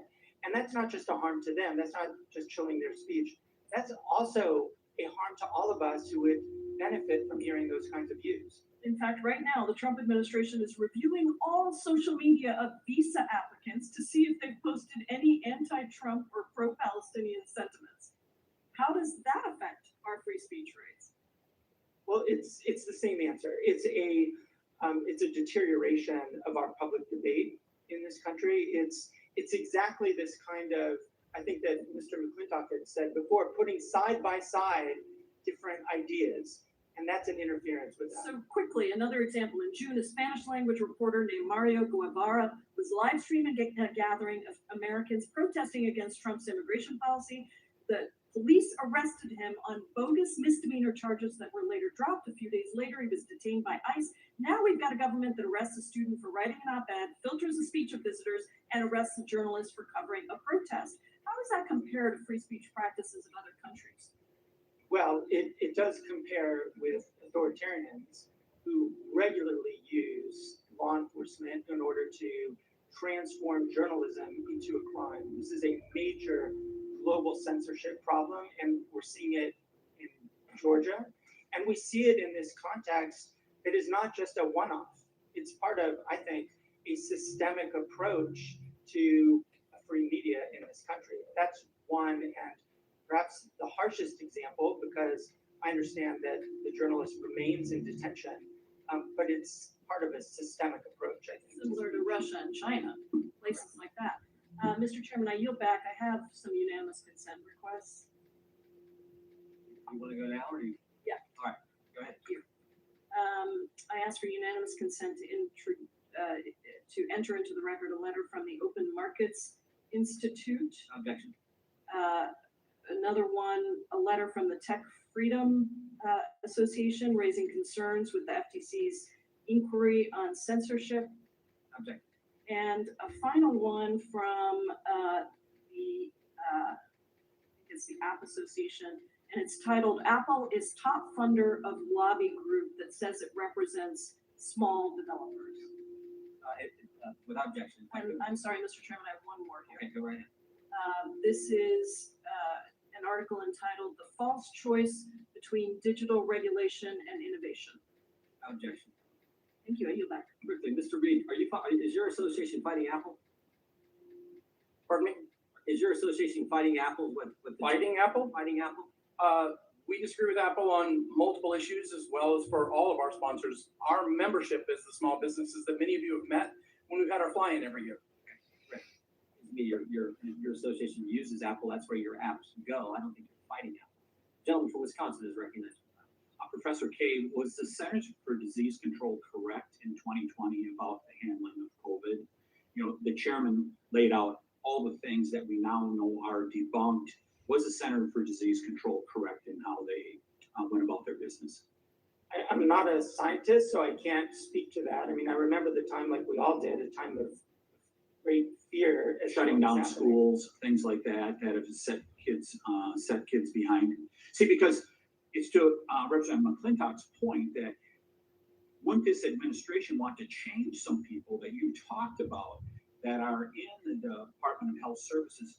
Shouldn't they change them if they were wrong about really the seminal issue that has come before this generation? Shouldn't they change those people? Well, that's just not my understanding of why people have been. Are you familiar, Professor K, with the case Berenson versus Biden, which is a censorship case where Alex Berenson, a reporter, was deplatformed on Twitter? I'm not familiar. I would suggest that you take a look at that because the Biden administration weaponized themselves against Mr. Berenson and stifled his speech on Twitter. What college are you a professor at again? University of California, Irvine. How many classes are you teaching this semester? This I teach one class. Right? One class this semester. Mr. Farage, I want to thank you so much for coming to the great state of Wisconsin, which I represent part of it, including Milwaukee. I hope you had a good time there. I've always had a good time in Milwaukee, no question. Wonderful breweries, friendly people, love it. You're welcome back anytime. I want to thank the ranking member for giving us a tutorial on free speech. Mr. Farage, did you instruct anyone on this panel, including the chairman, to instruct us to stifle the ranking member's speech? No, absolutely not. Of course not. Can you comment on the key issue before the far right that we heard about earlier? What is that key issue in Europe right now that the far right is heavily engaged in? Well, if you're in the United, I'll speak for the United Kingdom. If you're opposed to illegal immigration on a mass scale and the huge cost to the taxpayer and the risk to our communities, then and if you like the flag, our national flag, then apparently you're far right. So that illegal immigration issue that was very informative to the election in 2024 in America, the same thing is happening in Europe. It's a very similar argument in many, many ways, and therefore the definition of far right, I think, now applies to about 2/3 of the British population. So I think about someone who's very famous from your country, is J.K. Rowling, who wrote one of the finest series of books, the Harry Potter series, that has ever been in print, who I believe is self-defined as a liberal, as we call them in America. Hasn't she even been threatened for a position she's taken in regards to transgenderism? Yes, she very much comes from the liberal wing of politics historically, but she's taken the view that women should be safe in women's spaces. That means changing rooms, etc. That's all she said. And by the way, that's something that our Supreme Court recently actually did back up, the fact that there are fundamental differences. And this is not to launch an attack on anyone that's trans, just to bring some common sense in. But she has faced cancel culture and abuse on a huge scale. I would just, one other comment in regards to the ranking member's opening statement. He was saying that we are stifling speech here in America, including PBS, by defunding them. I would suggest that the ranking member look at the news that came out in the past week. It is very good news for PBS, where the Ford Foundation and other foundations have said they're going to put in tens of millions, if not hundreds of millions of dollars, to make sure that they stay on the air.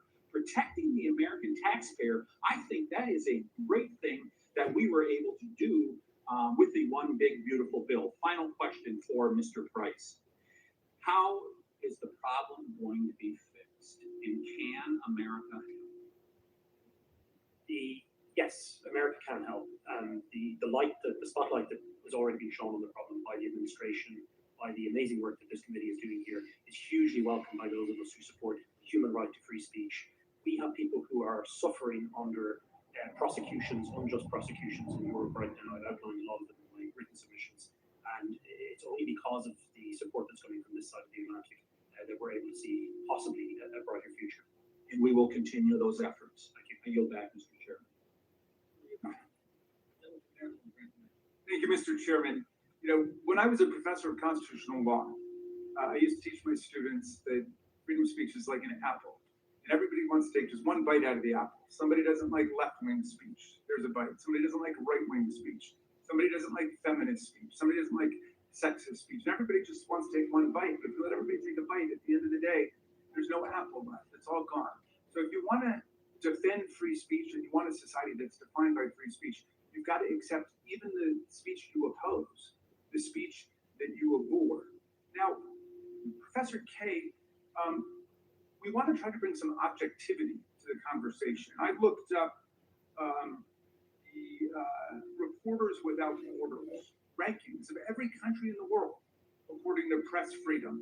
Norway was number 1. North Korea was number 179, like a totalitarian dungeon. The UK was number 20.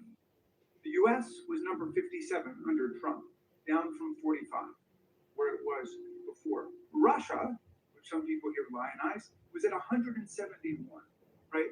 So if we were going to undertake a serious study of the state of press freedom all over the world, for example, where should our focus be?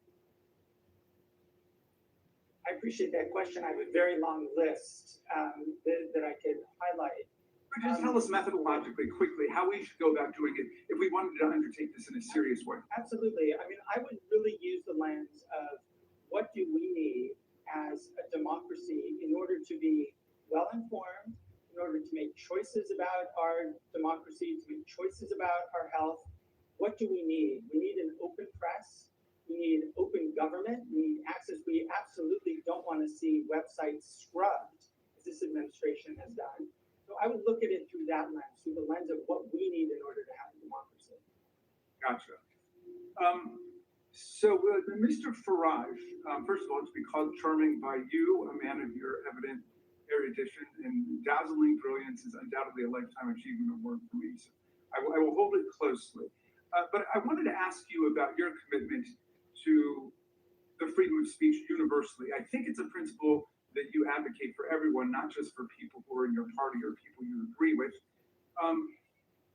You said that there should not have been a protest against the Gaza war in the UK. And then when it went ahead, the police refused to shut it down. You called them gutless for not shutting it down. Do you regret having opposed that, given that there was no violence there and there were 700,000 people who wanted to express themselves that day?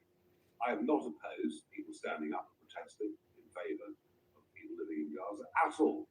There was one particular day, and it was the Sunday nearest November the 11th, which was when we had big memorial services in London. And I think a march being allowed to go ahead on that day would have been a mistake. Any other day, fine. Oh, I see. Who gets to decide that? Well, I think actually it's something that is embedded in the country, something that is absolutely fundamental. That's why we have to take that idea back to the UK with you. Well, because the freedom of speech applies 365 days a year here under the First Amendment, not 364, 363, depending on some politicians heckling the government and telling them to shut down. We have allowed mass pro-Gaza demonstrations in London weekend after weekend. No thanks to you. All right, let me change. Let me try another one. Sensitive day. That's all. I got you. It was a sensitive day. And I thought that's what the freedom of speech was about. You have a right to engage in speech that other people consider offensive or insensitive. But in any event, you made yourself clear, Mr. Farage. 64 days a year. You made yourself clear to your constituents in Claxton. So let me ask you this. You've been journalists from your political events that you disagree with, haven't you?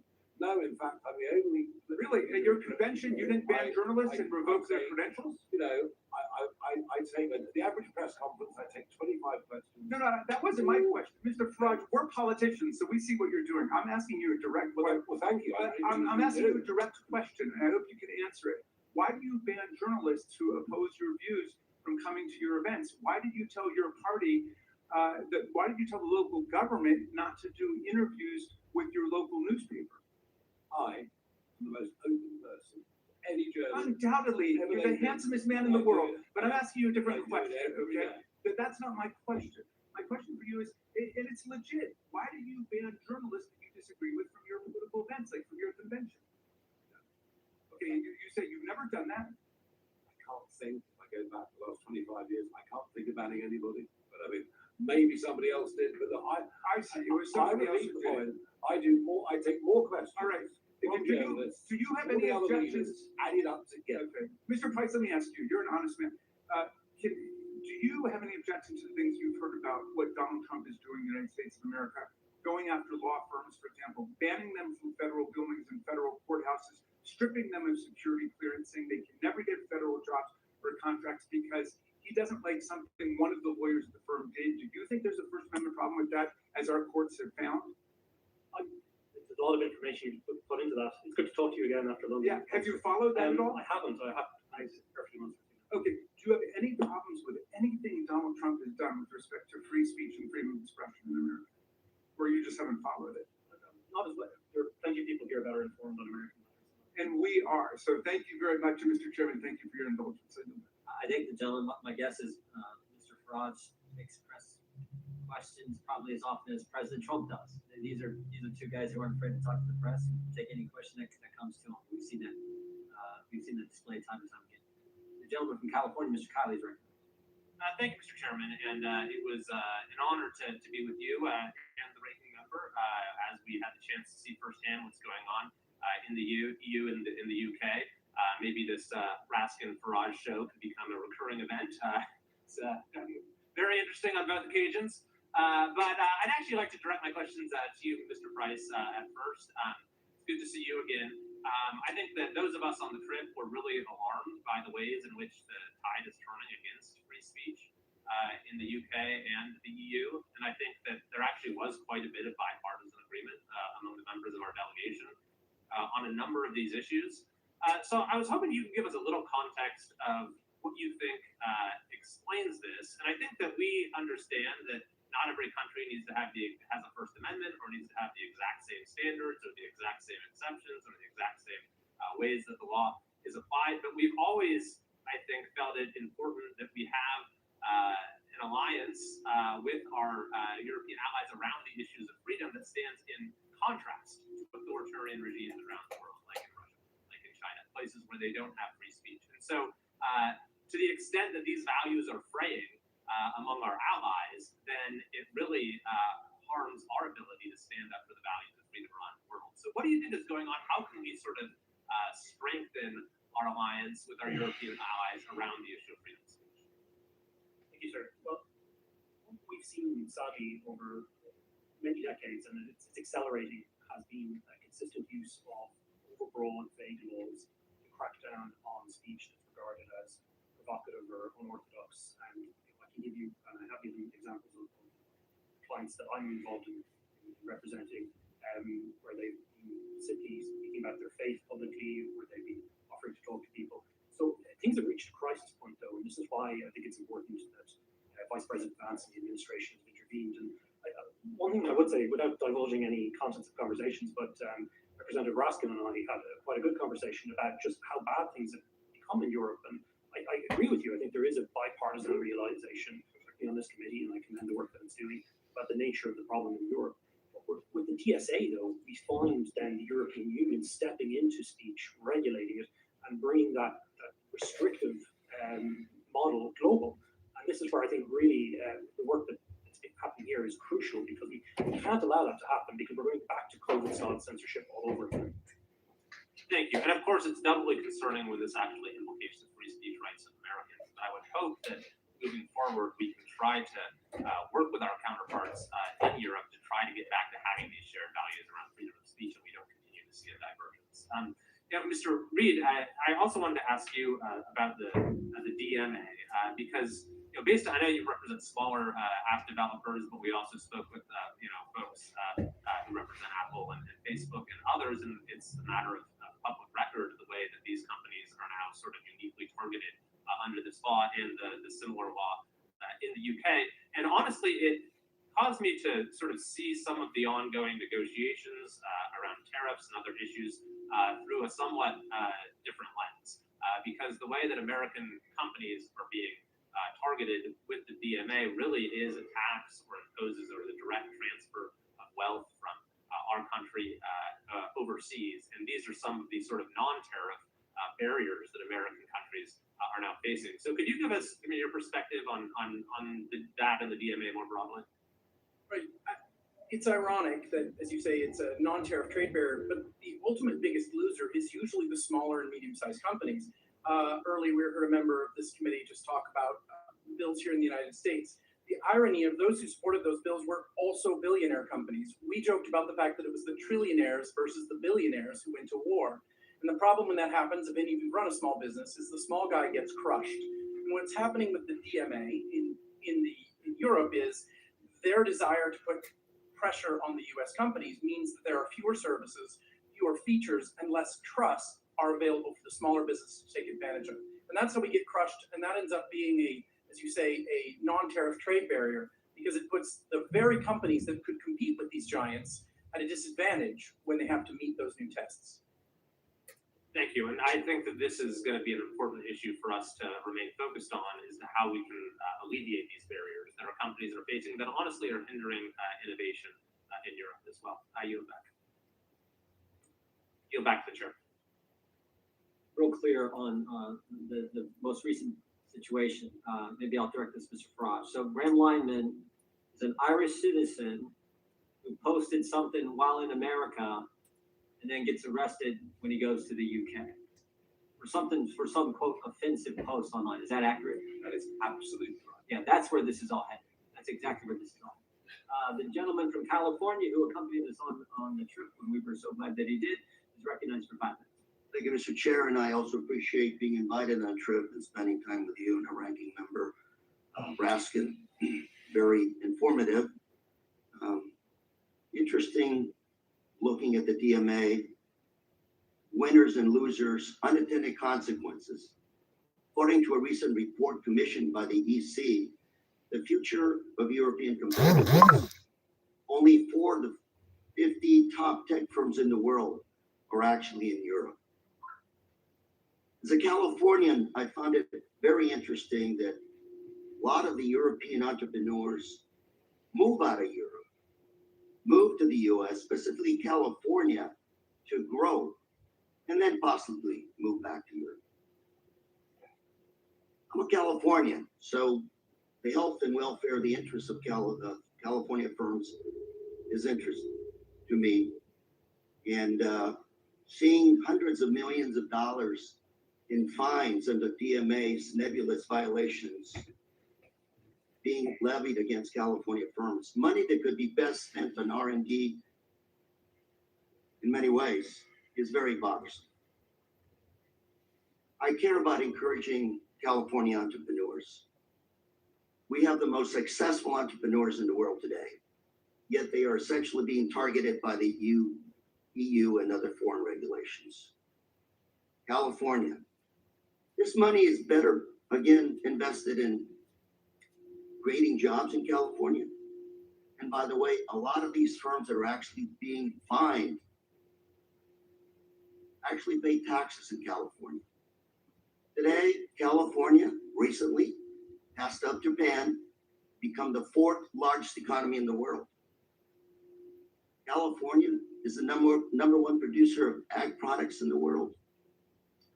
Number 1 in terms of venture capital in the US. Number 1 manufacturer. We pay $100 billion more to the US federal government than we get back on an annual basis. So despite all the challenges we have in California, we actually know how to do it right. And surprisingly, our workforce, visa holders from other countries, workforce, undocumented workers from around the world that actually harvest their crops. Manufacturing, we are the top manufacturer in the United States in terms of state.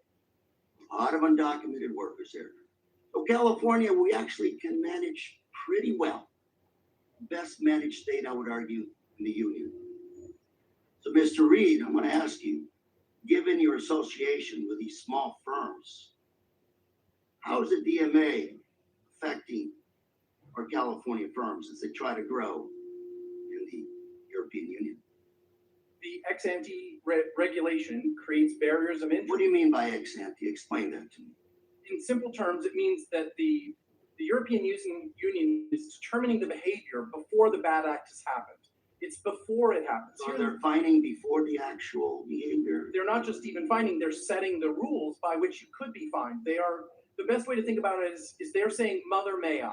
If you remember the game Mother May I, they are asking companies to go forth and say, can we do this? And then the commission says, well, yes, you can, or yes, you cannot. We traditionally in the United States have taken an ex post, meaning, did you deceive someone? Did you lie? Did you cheat? Did you steal? And then you're punished. Unfortunately, the EU is taking a Mother May I approach rather than a punishment approach. And that harms California businesses because it makes it a lot harder to get in the door. Mr. Price, you're from Irvine. Mr. Price? Yes. Tell me a little bit about Irvine. California firms and how the DMA. Well, Irvine, by the way, a lot of biotech, high tech. I think you might be referring to Professor K. Mr. K. I'm sorry, go ahead. Mr. K, Irvine. Yes. Yes, I teach at the University of California at Irvine. I actually wanted to respond to two of the points that you're making, in part because... You got about 20 seconds. Go. Thank you. In part because this hearing is entitled as one dealing with censorship. And we're spending quite a bit of time talking about defending companies. And two things I just wanted to mention. One is the DMA doesn't specifically discriminate against American companies any more than it does against California companies. And the second is that I think it's important to think about the Mr. Price, what would you say to that? In relation to discrimination, yes, they've designed the rules in such a way that they almost perfectly encompass American companies, particularly under the DSA. So if you're setting the rules and they just happen to throw a net over a particular target group, I think you can legitimately infer from that that was the intention. The intention was discrimination. The intention is to throw a dragnet over U.S. companies and turn them into. The intention is discrimination against American firms. That's precisely what the outcome is. Thank you very much, Mr. Chair. And before I yield, I also have some articles I'd like to submit for the record, if I may. Yep. Letter by Chairman Fitzgerald and myself to President Trump dated April 9th of this year, outlining our concerns with the Digital Marketing Act. Second, report by European Commission dated September 24th, the future of European competitiveness, which is failing to translate into innovation. Third article, statement by the Chamber of Progress dated February 10th, our Digital Markets Act has become Europeans' digital curtain. Number 4, article by the Information and Technology Foundation dated June 30th, 6 ways the DMA is backfiring on Europe. 5th, article Washington Examiner, July 28th, EU regulations impose heavy costs on US companies. Finally, article in the Journal, Wall Street, the tech industry is huge and Europe's share of it is very small. Thank you, sir. Without objection, thank you. Somebody else, Matt Jones from Texas, recognized. Thank you, Chairman. I thank you for holding this hearing. I thank the witnesses. Mr. Price, you referenced Hy-Vee Raznet earlier, correct? Yes, sir. Can you just real quick, in like 30 seconds, give a quick summary of what the facts are behind that issue with respect to why she is facing prosecution despite having served in Parliament and I believe as a minister in the government? That's correct, sir.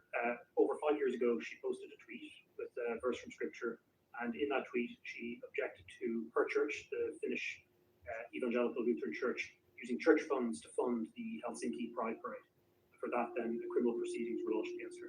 And she's been dealing with that for 4 to 5 years, correct? That's correct, sir. Her case is before the Supreme Court at the end of October. Facing jail time.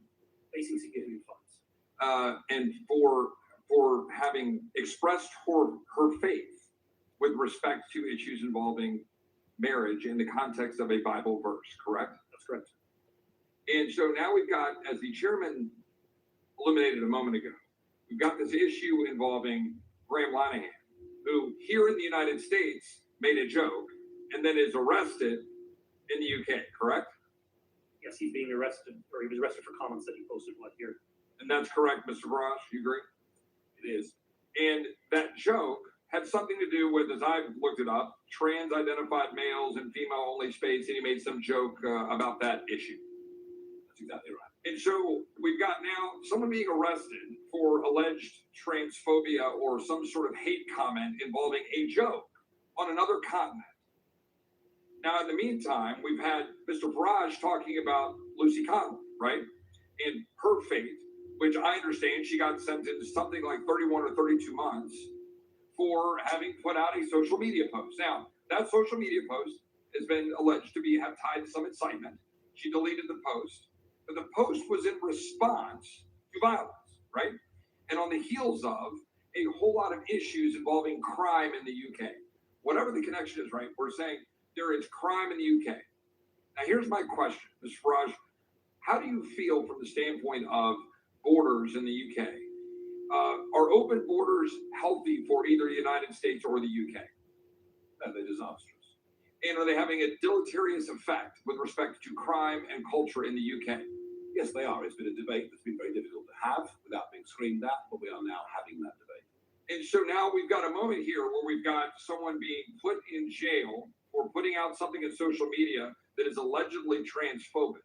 And so my question is, I wonder what's going to win out? What's going to win out when the questions of Islamophobia and the tenets of Islam mash up against transphobia? What will the determiners of truth in the UK government decide?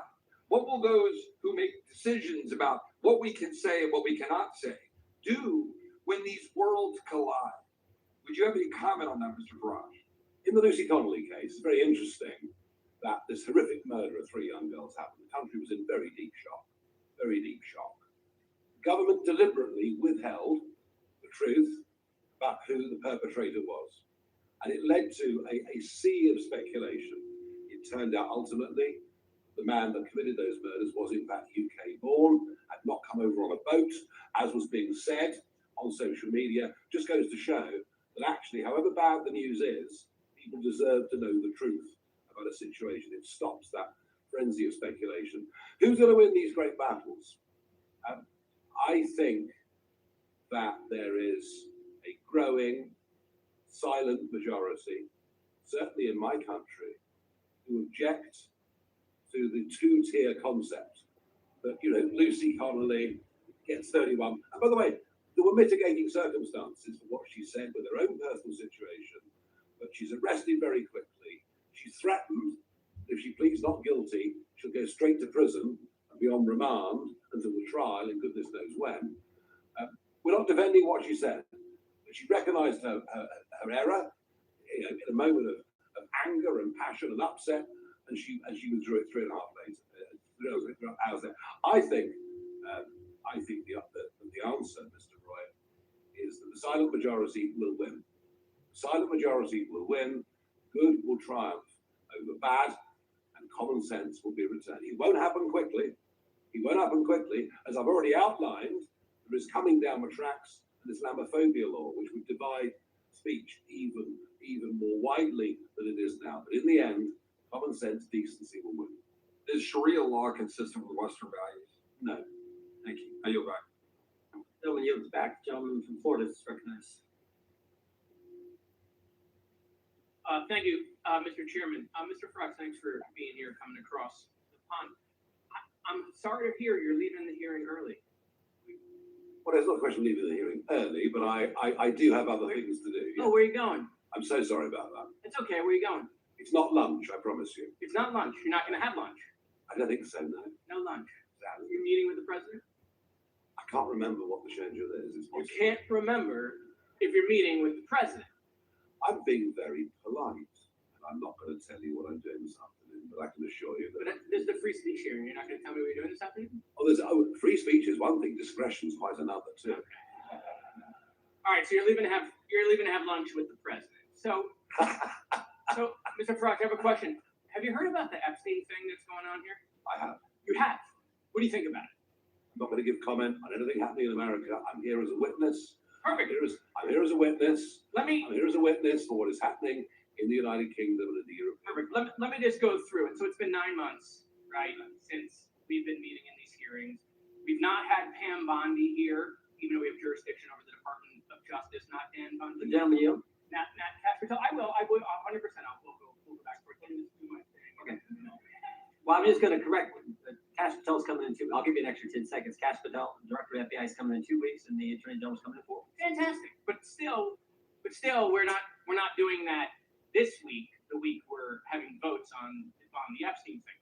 So Pam Bondi gives the influencers, these Republican influencers, a the Epstein files. No one saw it. It was quite spectacular. The Attorney General then says the Epstein list is on her desk. Then DOJ issues a memo, says there is no list. Then, do you have any questions about any of that? We've had no hearings on any of that at all. That, the list is on my desk, then there is no list, and we gave binders to Republican influencers. This committee's had no questions on any of how that transpired at the Department of Justice. And hold on. It sounds like you're going to in the next few weeks. Oh, Mr. Farage, we can talk soon, but not yet. Okay. So, then the president comes out and says the whole thing's a hoax. He blasts his own base. He blames Barack Obama. I mean, he hasn't been president for a very long time.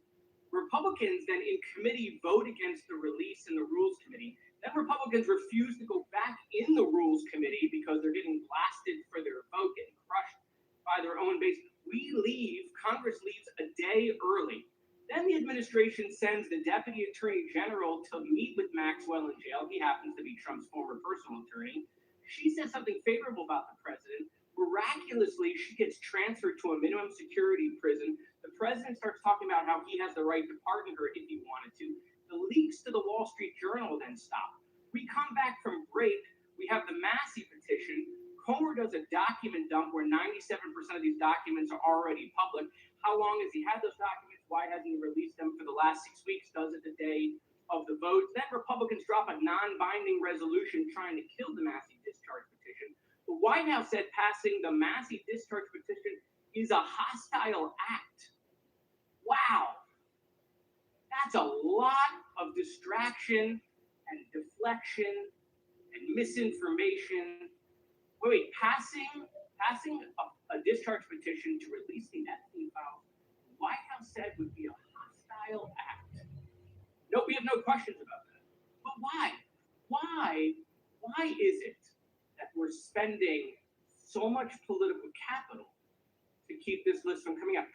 You think the list should come out? You think we should know the people who dealt with Mr. Epstein, Mr. Farage?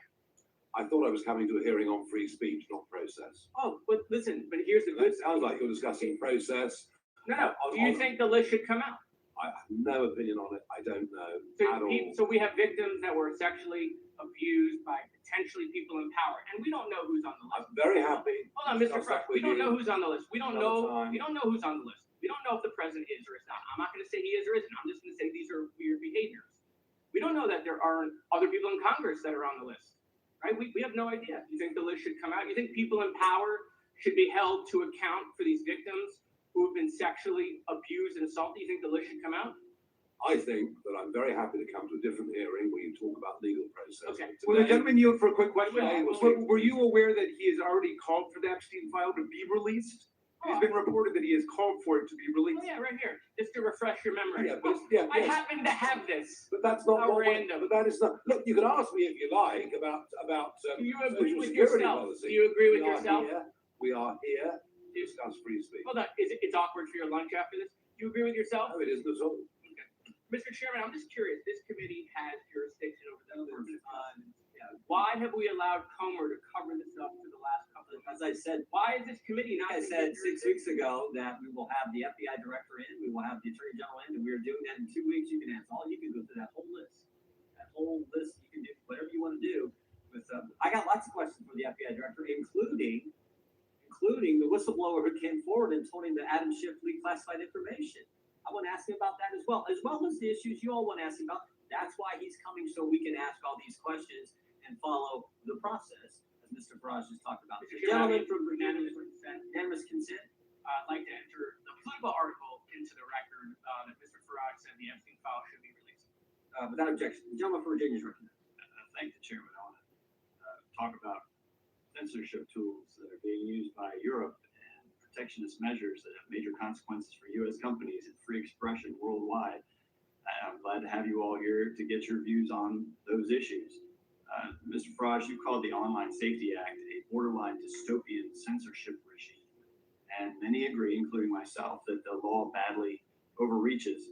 One of the most serious criticisms is that it empowers Ofcom to undermine encryption and open the door to not just government surveillance of posts online, public statements, but private messages, raising alarms, not just in the UK, but beyond UK borders.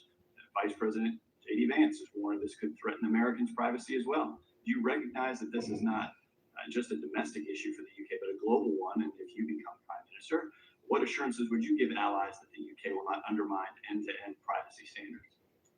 You have my absolute word that a reform government will repeal the Online Safety Act and will go right back, actually, to legislation back to 2010, under which these whole concepts of hate speech have begun to be interpreted in UK law, and we will do that. Do we want to protect kids? This is the big question. Yes, we do. We need to find means, we need to find ways. I half suggested earlier that hardware could be part of the solution, but yes, we want to protect and to encourage that free speech flourish. You said Reform UK has access to some of the best tech minds to design alternatives. How do you propose to balance protecting children without scanning private messages or weakening encryption? I think, well, as I said, I've looked. I don't have all the answers to this. The British Prime Minister says he has got the answers to this. Well, if it's about protecting kids, why does the legislation give Ofcom the most extraordinary and frankly arbitrary powers? And why is there the establishment under the Act of an elite police force unit to monitor what is said online? So, it's far better to be honest and say we don't have the perfect solutions, but to pretend we have with legislation that is a sledgehammer. This is the nut. Thank you. Mr. Price, the EU's Digital Services Act imposes liability for so-called systemic risks. How does that chill religious or political speech, and do you see conflicts with First Amendment principles? Yeah, that's correct. The systemic risk provision, I think, constitutes a form of content moderation that they're misrepresenting, frankly, in their letters to you. And where the systemic risk provisions talk about, in fact, damage to what they call civil discourse. And we've already seen prosecutions, including clients of ours, who are being prosecuted for, among other things, praying silently, discussing the differences between Christianity and Islam, tweeting a verse from the Bible. So if these constitute systemic risks to civil discourse, the EU has the power in terms of this content moderation provision to step in. Damage to civil discourse seems a little broad. Absolutely. Mr. Reid, the EU's Digital Markets Act and the UK's Digital Markets Competition and Consumers Act are sold as pro-competition, but don't compliance costs just burden small app developers? Absolutely. The problem is that it's interesting as you talked about how do you do a better job. You asked how do we do a better job to protect children. One of the ways we do it is by empowering parents to be good parents. And one of our deepest concerns is by removing some of the capability of the platforms to curate and provide information to parents about what applications do through a clear forward interface that they see every day that's useful. It makes it harder to parent, harder to know what apps are on your kid's device, harder for you to control it. So we absolutely see that not only are there problems with it on encryption, which we agree with you 100%, but we also think it weakens our ability as parents to be in charge of devices our children are using. Now, these rules don't help parents, consumers, if you will. They just shift power from platforms and from parents and from consumers to regulators, correct? Correct. Do these regimes create a level playing field for U.S. firms, or do they advantage European competitors at the expense of American innovation? Well, the original thought behind the DMA was that Europe had not been successful in creating their own industry, as was alluded to by several other members of Congress, and Congressman Correa noted it as well. Europe's economic potential has slowed while the United States has grown incredibly. We've gone from almost equal in 2008 to a 50% increase in the size of the US economy between 2008 and now. And we think a lot of it comes from the small technology companies that have been creating amazing devices, amazing products, amazing applications that you're all using. And we are disappointed that there aren't the same opportunities for the US, for our EU members. Gentleman yields back. The gentleman from Pennsylvania is recognized. Thank you, Mr. Chairman. For years, political extremists, including some of our colleagues, have claimed without evidence that so-called conservative speech is being canceled. But the speech at issue is not conservative political speech. It's hate speech, including incitement to violence, threats and harassments of particular people or groups, and lies about almost everything from election results to healthcare. And there's nothing conservative about any of that. So today's hearing appears to be one more attempt by these extremists to claim victimhood, promote falsehoods, and normalize radical ideas, all while attacking others. Today, our Republican colleagues claim that our European allies pose the biggest threat to Americans' free speech today. Seriously? There's an all-out assault on the First Amendment in the US, but it's coming from inside the House, the White House, the executive branch of our own country. For the past 8 months, our Republican colleagues have done nothing but cheer on the administration's un-American attacks. Because the truth is, they're all for free speech, but only if it's the speech they agree with. I'd say if you really want to talk about censorship, let's talk about how this administration, with the support of our MAGA colleagues, has tried to strangle speech and ideas that it doesn't agree with when that speech comes from the free press, college campuses, law firms and judges, library books, the Smithsonian museums, responsible investors, scientists, dedicated employees with deep expertise, and more. We've seen this White House use executive orders, threats and intimidation, illegal withholding of federal funding, raids by masked and armed police, and even sending military troops onto American streets to shut down opposition to this administration's policies. Professor Kay, you are an internationally recognized expert on freedom of expression and have studied the growing assault on free speech and civil society around the world. In your testimony, you said that the situation in the US raises serious alarms. Can you elaborate on that? Yes, well, thank you for the question. Everything that you just mentioned is alarming. The assaults on the press, on universities, on public protest, all of those things, I think, are the kinds of things that historically the United States has fought against. So all of those things are very problematic. And I think that one way to think about them, perhaps, and it's useful in this committee, actually, in the context of this committee, is to think of those things that the Trump administration is doing as a contrast to something like the DSA, right? So the DSA sees a problem, which I think is a problem shared or perceived on both sides of the aisle, which is massive platform power and also the kinds of content that you alluded to. But the DSA doesn't create any new rules that allow either the European Commission or countries to censor. It is a transparency regime. It's a risk assessment regime. It's actually researcher access. It's actually a tool to give us information about what's happening online. That's in just sharp contrast to the kind of issues that we're seeing in this country, which are very much focused on criticism and content.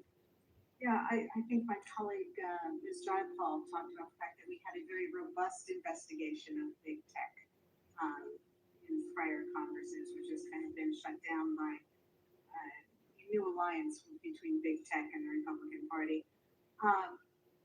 But it is about dealing with the real issues and the very real power that these big tech platforms have, and trying to provide tools for ordinary citizens to fight back against disinformation or harmful content. Can you talk a little bit about that? Yeah, absolutely. I mean, if you think about one tool that the DSA offers, it's this assurance that individuals will be able to challenge, to appeal content moderation decisions. That is not something that is allowed or mandated by law in the United States. One other thing just to mention in this connection, I think Mr. Farage mentioned, and it's really just to highlight how hard some of these questions might be. Mr. Farage has suggested the possibility that hardware could be part of a solution to deal with children's access to harmful information. I think there's something possibly there, but it's another form of censorship. I think we should just recognize that restrictions are on the table in the United States in the UK, elsewhere, Ladies, I think the Europeans ladies, have time is adopted an approach that makes quite trying to good get to as sense. many members as possible. Be The another- latest time has expired. The gentleman from New Jersey is recognized. Mr. Farage, let's leave him a few minutes. I want to get as many members as possible. Thank you, Mr. Chairman. Just before I begin, my friend, he's not here now, Mr. Moskowitz from Florida. It's kind of an old trick in debating. When you're losing the debate on the issue, you change the issue. This is not about Epstein. It has nothing to do with that. And as the chairman so correctly said, the attorney general is going to be here, the FBI director is going to be here, and we can talk about it till the cows come home. Second thing is, I believe it was you, Mr. Farage, that said COVID changed our world. And in many ways, more than just a biological disease, what it did to us psychologically, governmentally, philosophically was really bad. And we're still not out of it yet because of what happened. We're losing our freedoms. We are losing our freedoms. And it's not because of an American Congress. It's not because of American courts. It's not because of American Republicans. And I'm going to even say it's not because of American Democrats. It is due to bureaucrats in Brussels and in London, and in other places as well. It's wrong. It's un-American. I am unabashedly, and I think we all are here, hopefully, pro-American. We should be protecting our citizens. Instead, we're watching foreign bureaucrats come to our country and try to force United States companies to censor humor, satire, and news they don't like. It's backwards, it's bizarre, it's perverse, and it's weird. That's what we would call it in New Jersey. It's just weird. It's not good. It's the opposite of everything that the United States of America fought for and stands for. And it's a globalist mindset. You know, we can all talk about the issues, but I'm going to keep talking about globalism versus American exceptionalism and individuality. I believe very much, sincerely, that the whole battle that's going on now with the right and the left, what's happening in Great Britain, what's happening around the world, what's happening in the United States, is very much that argument. Individuality, in our case here in the States, Americanism, exceptionalism, or is it globalism?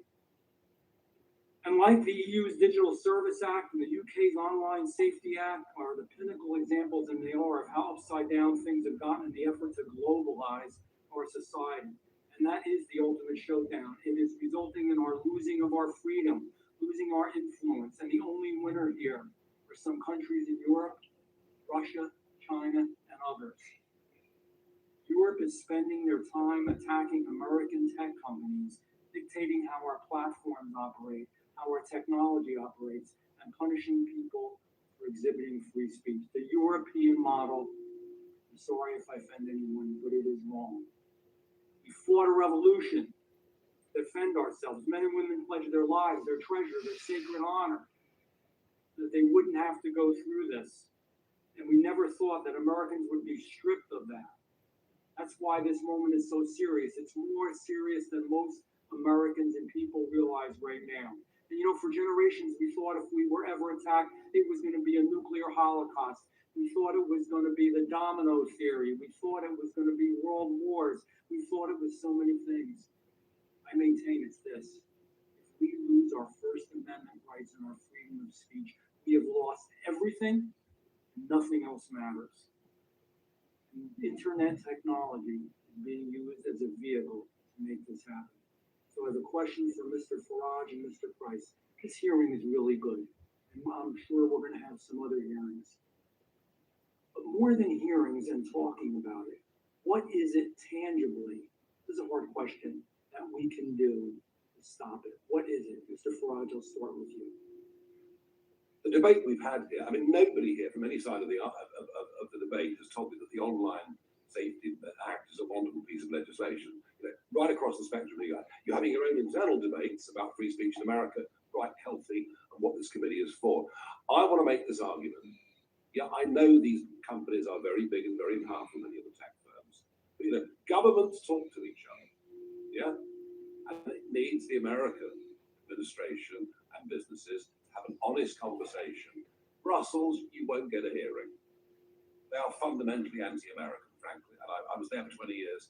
I saw it. I do think there is a conversation to be had with the British government about the shape of their legislation the impact it can have on American individuals, their liberty, and American companies. So I'm calling for, as a result of what's happened, it's clearly got the legislation's clearly doing the wrong thing. I think it is cause for proper intergovernmental debate. I hope that we have it. And by the way, we have censorship in America. Watch ABC, NBC, and CBS. I'm in the meetings. I'm in a discussion. I see and hear what happens. I watch. My wife has Channel 6 on, which drives me nuts at home, and it has nothing to do with the damn stuff that actually happened. And that's the truth. We have it already, and I pray to God we don't lose America. Mr. Chairman, indulgence, and I'll shut up. Mr. Price didn't get a chance. Yes, sir. You talked about putting pressure on, and I agree that Brussels is a cold house for free speech. But a lot of the regulation is actually happening in my own country, in Ireland, in Dublin, where a lot of the tech companies are headquartered, their European headquarters. It's the Irish Media Commission, or Commission de Milan in the Irish language, which is the ground zero really for a lot of this regulation. And here's where I think the US can do a lot, because strong bilateral relationships between Ireland and the United States is to put pressure on the Irish government to stop the bullying of tech companies. And already X is in the Irish Supreme Court suing against the Irish Media Commissioner. So they're already starting to crack down. So I would hope that you use your good offices here to put pressure on the Irish. Mr. Chairman, I have a point of parliamentary inquiry. Gentleman is recognized. Why is the witness leaving this hearing early? Certainly without. He has an engagement he told us about. This is not unusual. It's happened before under Democrat leadership of the committee, under Republican leadership of the committee. We're trying to get through as many people as we can. You've had many of your witnesses who did not ask Mr. Farage a question. Many of your colleagues, if you could have coordinated with them, you didn't go in order. We didn't necessarily go in orders because we wanted to get as many people up front asking Mr. Farage questions. We asked him if he would be willing to stay for. It's totally up to the witness, but if the witness has to go somewhere, I understand. We were glad that he came. We were glad that we had a chance to visit with him in Europe. So you could have went on that trip and had a chance to interact. I wasn't invited, but next time. You were definitely invited. Everyone was invited from the Democrat side. The whole committee was invited. The chair now recognizes the gentlelady from Georgia for a question to Mr. Farage. If you could stay longer, we would definitely welcome that. When I chaired this event in the Palace of Westminster, we had an hour for it because time was very tight, and that was perhaps the source of the slight disagreement Mr. Raskin and I had. So a little bit of confusion on that. We would have given this. Each side got an hour, but the whole thing was limited to an hour. Then your side went, and then you. I was given the instructions. This we've given 3 hours, and I apologize, but no, I can't stay long. I could send the Constitution down to the White House for the president to read it. Gentleman is not recognized. The gentlelady from Georgia has 5 minutes to ask her questions while Mr. Farage is still here, and then he will leave when he has to leave. Thank you, Mr. Chair, and thank you to our witnesses today. Our First Amendment rights, as you can see, are definitely under attack. Words are very powerful tools, as you've heard them being used here in this hearing. And this administration has gone out of their way to retaliate against our students, news agencies, and others to express views that don't align with their extreme agenda. By using lawsuits, eliminating funding, and even going so far as to send out a memo with a list of restricted words that can't even be used. The actions of this administration have been ruled against in court time and time again by judges from both parties on a basis of abusing our constitutional rights. Freezing funding for colleges because they do not bend to this administration's will, to removing programs that are designed to expand student understanding and access in education, which I'd like to add, increases future opportunities for our Republican constituents as well, and using federal investigation powers to retaliate. We are watching the First Amendment be manipulated in ways that this nation hoped that they would never see. Hear it from the judges who have ruled against government bullies who attempt to violate the rights of the American people. U.S. District Judge Supleman found First Amendment violations in the government investigation into media matters, which she stated is likely to succeed in its claim that the FTC was using this investigation as a retaliation against the watchdog group for claims against a prominent Trump supporter. Clear violation of First Amendment protections, and the cases, they just go on and on and on. U.S. District Judge McFadden, a Trump appointee, ordered that the Associated Press's access to the White House press be reinstated, ruling that denying their access because of differing viewpoints was a clear violation of the First Amendment. If the majority wants to talk about attacks on the First Amendment in other parts of the world, they need to start right here in our administration. The Constitution is the foundation of this country. It is not meant to be trampled on for political or for business advantage. When you love something, you want to protect it. You want to do what's best for it. You want to improve it. This means people will speak out and disagree on actions taken in their country and offer critiques of our leaders and, yes, the politicians. That's a constitutionally protected right. If the First Amendment is our guardrail, then this administration is truly trying to push us off the road. This government should be strong enough to accept any criticism without violating people's rights and offending the man in the White House. Professor Kay, I have a question, just one question for you. Based on what you've seen since this January, if our colleagues in the majority continue to pretend that our First Amendment rights are not under attack here at home, what could this mean for our country within the next 3 years? Thank you for that question. I think that as we look at the current moment and the current situation for our media, for our universities, for people's access to information generally, particularly access to health information, I think it portends really very problematic and dark days ahead. Will we be able to have access to information that makes us informed parents or informed citizens, able to make voting decisions?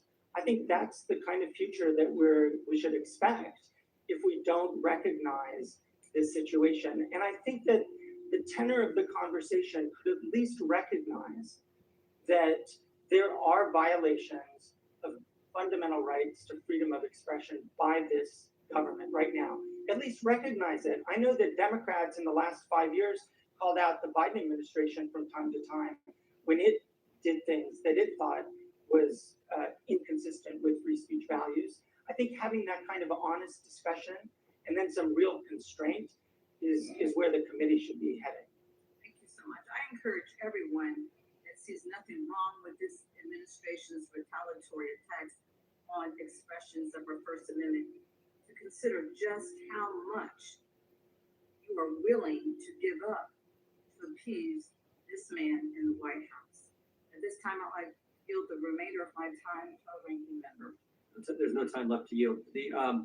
I think the gentlelady yields back. I do have to run to another commitment. I will be back in 20 minutes. We will have Mr. Knott take over as chair. Mr. Farage, if you have to leave, I look forward to visiting with you sometime later. Hopefully. I do, but thank you very much. Thank you for your testimony. Could I just ask the gentleman for one more, Mr. The gentleman from Alabama is recognized for 5 minutes. Thank you, Mr. Chairman. Mr. Farage, I enjoyed Milwaukee at the Harley-Davidson plant. You know, it was a great evening. So, question for Mr. Price or Mr. Farage.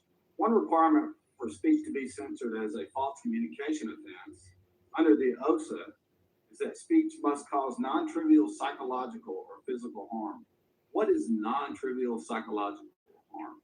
I honestly don't know. And that's the problem with this legislation. It's so open-ended. It can mean anything. It leaves this entirely in the hands of local police forces to make their decisions. And the other disturbing element of this is that much within this act can be changed on a whim by a government minister, or at the other end, it can be interpreted by Ofcom in ways that it sees fit. This is not good legislation. It's totally open-ended. It could literally mean whatever you want it to be.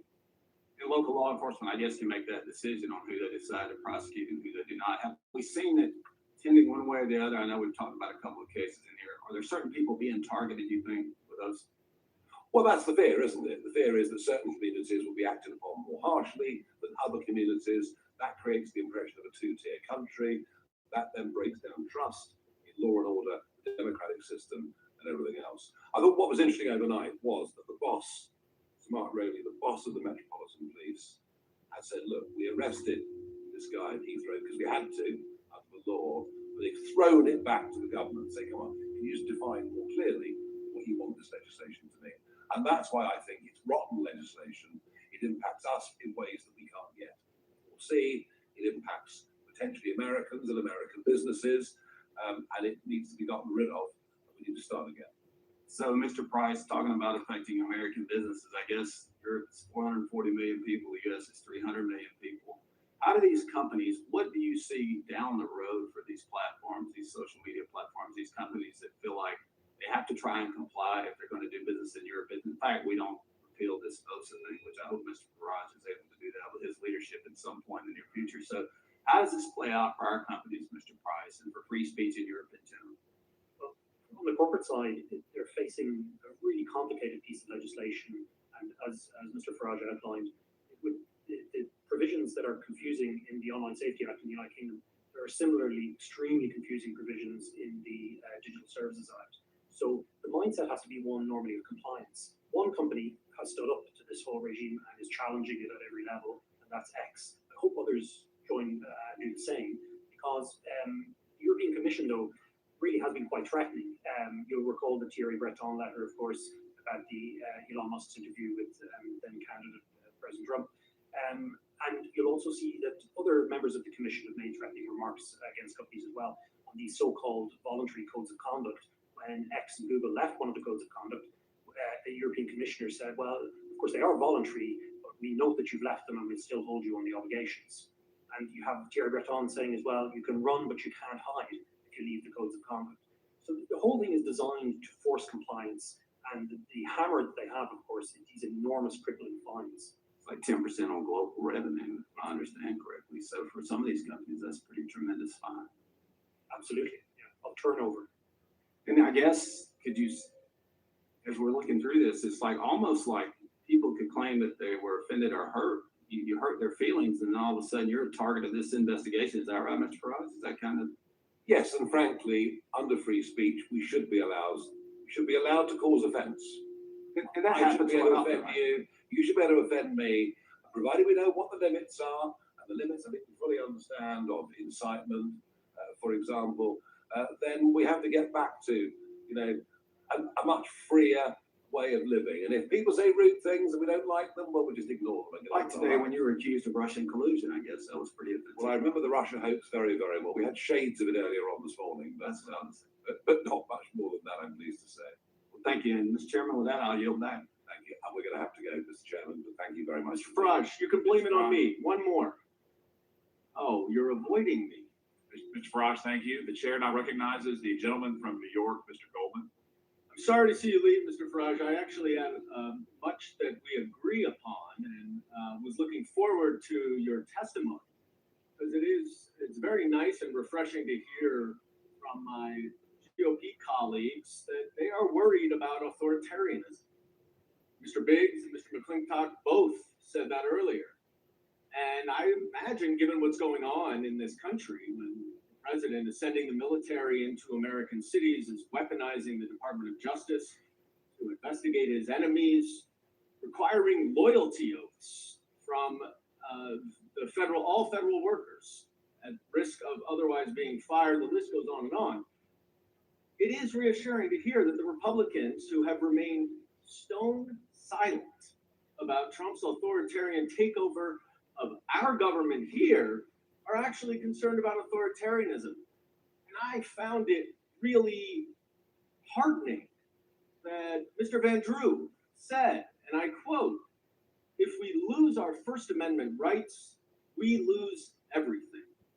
Now, in his opening statement, Mr. Farage said, quote, "When the government starts regulating speech, it is rarely those that agree with the government who find themselves in court."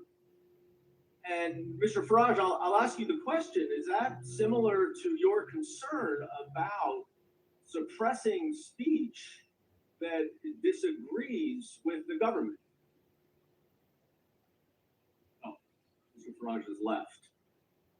Well, Mr. Raskin, that maybe just you can stand in for Mr. Farage for a minute here. I know you are a champion of free speech. I'm not sure it's the same free speech that Mr. Farage is supporting, but if this concern about the government regulating speech is because it is rarely those that agree with the government who find themselves in court, then you would think that Mr. Farage and all of our Republican colleagues would be very, very concerned if a administration here in the United States was investigating criminally individuals who made the colossal mistake of speaking out against the president. That would be a clear violation of Mr. Farage's principle. Is that right? He was talking about the importance of political dissent. And this is a test, Mr. Goldman, I think, of our constitutional patriotism. To what extent are we willing to speak up for people who are the targets of government repression, even if we don't agree with what they're saying? A great example of that is our colleague, Congresswoman MacGyver from New Jersey. I would hope that in a comparable circumstance, I would stand up for a Republican colleague who tries to exercise his or her oversight rights by going to a government facility on a prearranged visit and then gets caught up in the chaos and confusion outside, and they want to send her to jail for 30 years. I did stand up for our colleague from New York, I'm spacing his name, Santos. Mr. Santos, Right. because they wanted to expel him without his having a conviction or an ethics process. And I said that wasn't fair. So I think I passed a micro test there. I would hope some of our colleagues would say, no, don't prosecute our colleagues just for doing their jobs. Well, let's talk about that, because that is exactly what this Department of Justice is doing. Recently, we heard publicly, which would ordinarily never happen. The Department of Justice does not say publicly, they don't confirm that there are any investigations of anyone until there's an indictment, because that person or those individuals can't defend themselves. But now we know that Senator Adam Schiff, who led the first impeachment of Donald Trump, is under investigation by the Department of Justice. New York State Attorney General Letitia James, who filed a lawsuit against Donald Trump and his business, she is now under investigation. Miles Taylor, who literally did the only thing that he did was write an op-ed and a book criticizing the President of the United States. He is under criminal investigation. Chris Krebs, whose offense, I think, was to say that the 2020 election was the most secure ever, he is under investigation. John Bolton, who has criticized the president, gets his house raided. Lisa Cook, the Fed governor, is now under investigation for mortgage fraud, I guess because she doesn't want to lower rates. The degree to which this government is suppressing speech that simply opposes the president's views should make Mr. Farage and every single one of my Republican colleagues speak out in favor of the First Amendment, and yet we have heard nothing. There is still time, my friends, and I yield back. Thank you, sir. Chair now recognizes the gentlelady from Miami. Benjamin Franklin said over 270 years ago, freedom of speech is a principal pillar of a free government. When this support is taken away, the constitution of a free society is dissolved and tyranny is erected on its ruins. An evil magistrate entrusted with power to punish for words would be armed with a weapon, the most destructive and terrible. Under pretense of pruning off the exuberant branches, he would be apt to destroy the tree. Mr. Farage talked in his opening statement that noted that Europe's regulatory regime risks exporting restrictive standards that could violate Americans' constitutional rights. So I'd like to expose that and discuss that a little bit further. He noted that the oh so benignly titled Online Safety Act exemplified this regulatory model. The OSA is marketed as a measure to protect children online, but it is clearly being used as a means to actually impose government-backed censorship, especially speech which is critical of government policy. As an egregious example, we have learned that the OSA has been used against Katie Lamb, MP for Weald of Kent, to block videos of her speeches made in Parliament critical of the fallout from the country's immigration policies. Mr. Price, are you familiar with the circumstance where actual speeches in Parliament or other public figures their speeches are being censored by the government under this claim of protecting minors or protecting people from hearing this speech? I'm familiar with censorship of public protests that's already happened in the United Kingdom. The Online Safety Act has placed locks on those to protect children. That's the claim, but it has prevented adults from accessing. So the Times was also reported that using the Communications Act of 2003 and the Malicious Communications Act of 1988, there have been 37 police forces have made over 12,000 arrests in 2023 alone, which is the equivalent of 33 a day, all in relation to social media posts. Are you familiar with that information, Mr. Price? I am. Okay.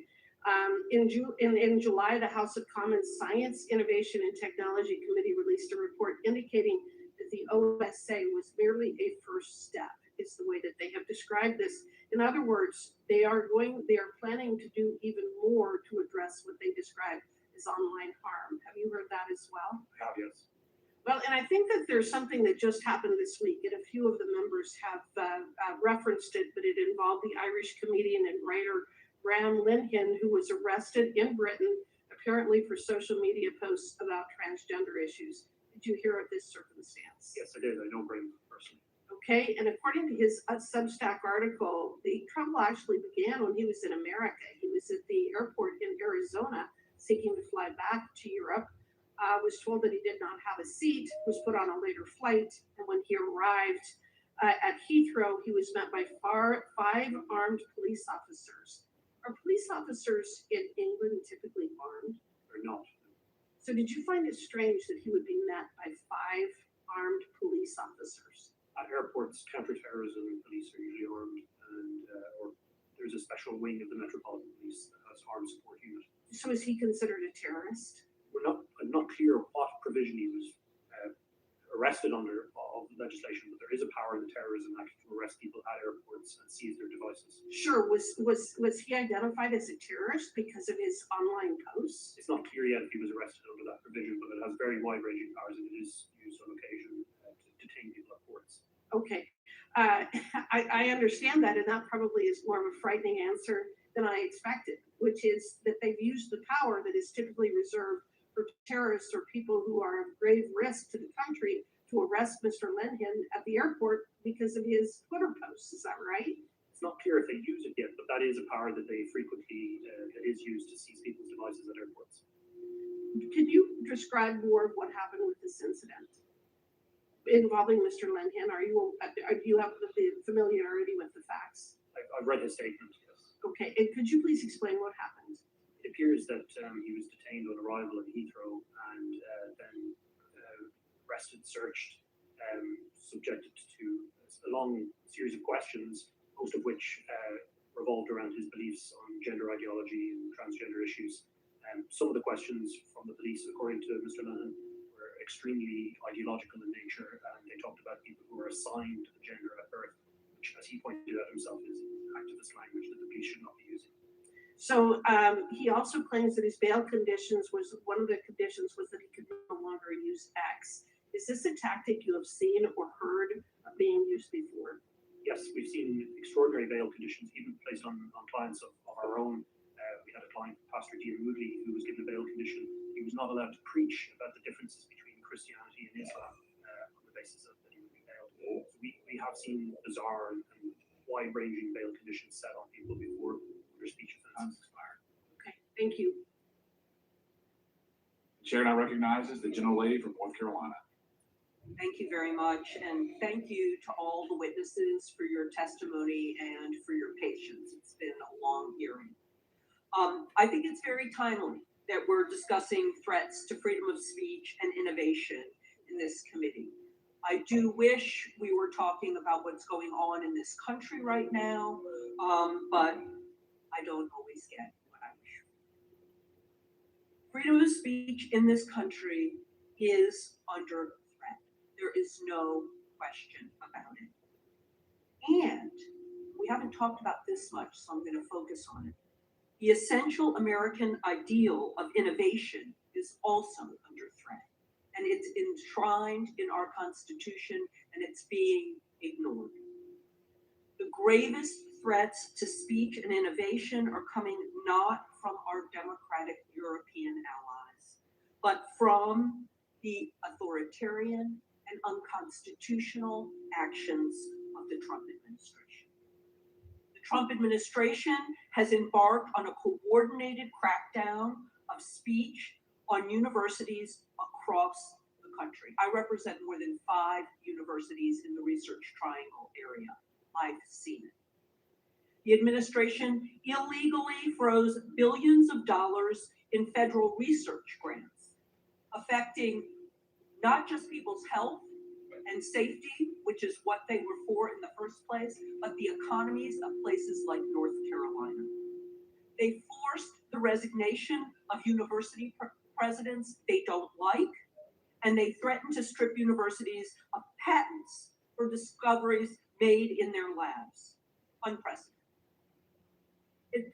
This administration has also refused to restore these important grants, which fund research for everything from breast cancer to infant mortality, unless the schools allow the government to exert control over faculty hiring, academic programs, and student admissions.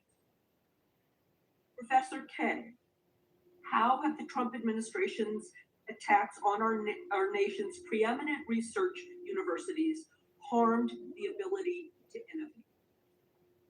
I think that's an excellent question. And we've seen it across the board, these attacks on universities. And if we think about universities, and there is a connection here to freedom of speech. If we think of our universities as the principal engine for the generation of knowledge and the generation of ideas, basically innovation in our country, the administration is going after them in all the ways that you described. And it goes after them not only by withholding grants that have already been awarded, it's also going after them in the context of seeking to shape what the research is, what's actually being taught in the classroom. Those are, I think, very significant interferences with the potential for innovation in our country. Well, thank you for that. And now to get to the tech issues, because that's kind of underlying what's going on. This hearing is supposed to be about Europe's threat to big tech companies, but I'd like you to speak about the threat of big tech companies and the AI models that they're creating on intellectual property rights, many of which are protected more strongly in Europe than they are here. How have AI models that scrape everything that they can, whether copyrighted or not, impacted innovation and even our newspapers, which are having to sue for the copyright for the content that they create? Well, I think this is as you know, a pretty complicated area.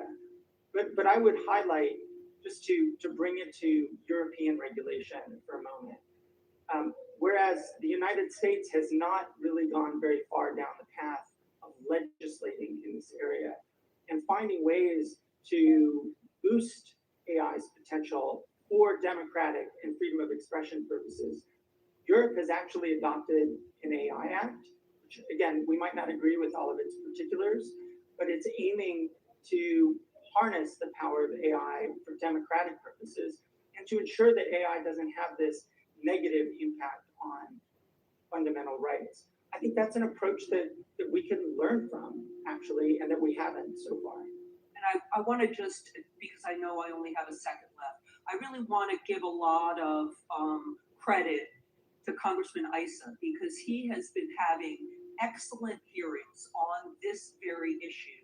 But unfortunately, the larger Judiciary Committee has taken no action. And so I would encourage the larger Judiciary Committee to follow Congressman Issa's lead about protecting our creators. Thank you, and I yield back. Thank you, Representative Ross. Chair now recognizes the gentleman from South Carolina. Thank you, Mr. Chairman.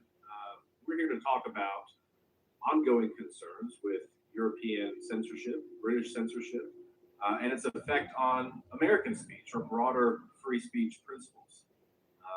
It hurt certainly citizens, but American companies, both domestically and abroad. What I'm hearing today, at least from the witnesses, is rather alarming. This Orwellian in nature approach that Europe has taken, the hostility to free speech, to satire, to maybe speech that you disagree with. And I want to talk about that as it pertains to the UK, the EU, and certainly the US. Mr. Price, Prime Minister Starmer said that the UK does not have a free speech problem. Do you agree with that statement? No, I do not. In what ways do you disagree with the Prime Minister? We have seen numerous prosecutions in the United Kingdom for totally non-violent speech. We have clients an organization is acting for who have been arrested for silently praying, offering consensual conversations, preaching about the gospel. And I can go on. There are numerous examples. 12,183 prosecutions, I think, is at least what I've read. Does that sound about accurate to you? That sounds accurate.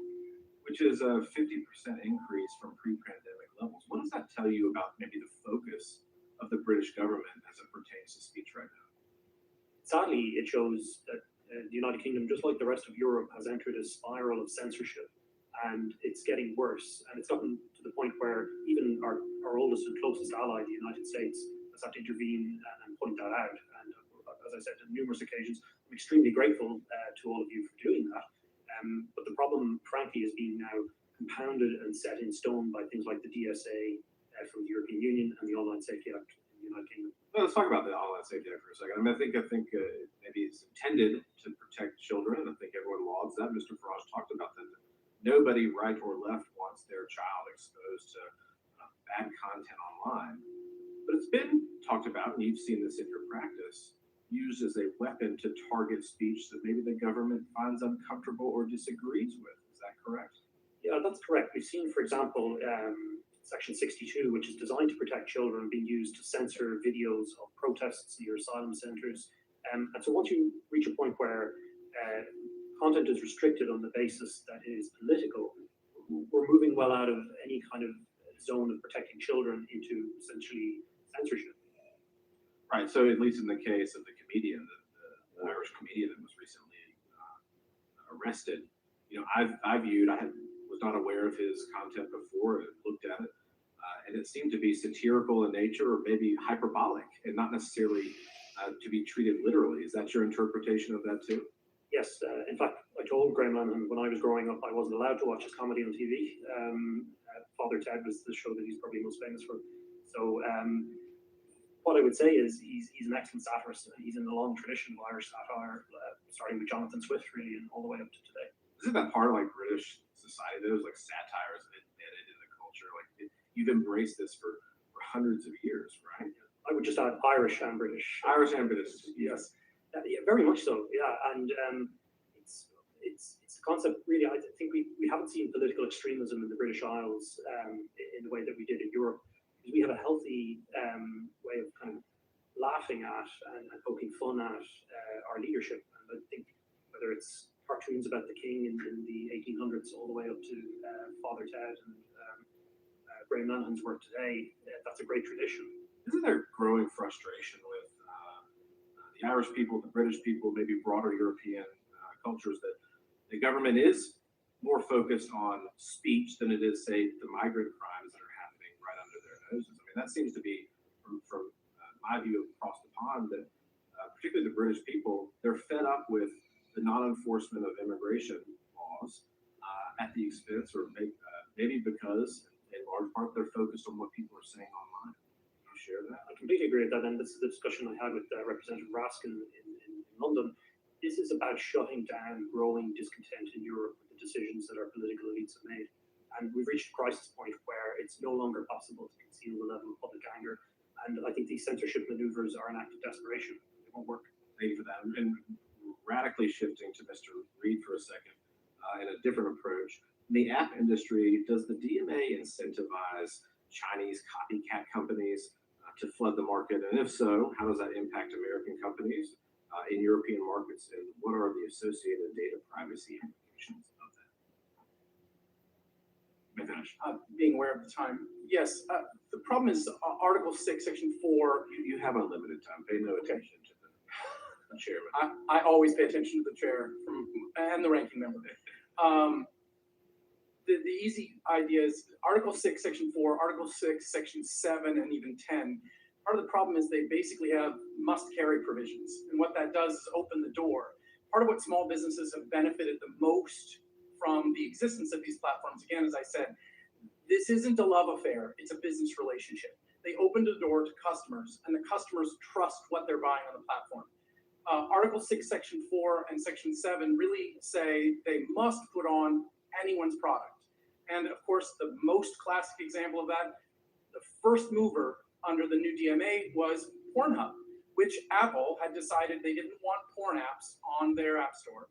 And the first one out of the gate to say incorrectly, they claimed it was an Apple-approved app, which once again leads to confusion and breaks down trust. That was out of the gate the first app. And so from my members' perspective, their concern is, hey, I want to be sold at the store that people feel comfortable buying at. And the more you degrade the quality of experience, and the more you degrade or allow them to be broader, we run into a problem. Thank you. I'm sorry for the time. Mr. Chairman, I have a parliamentary inquiry.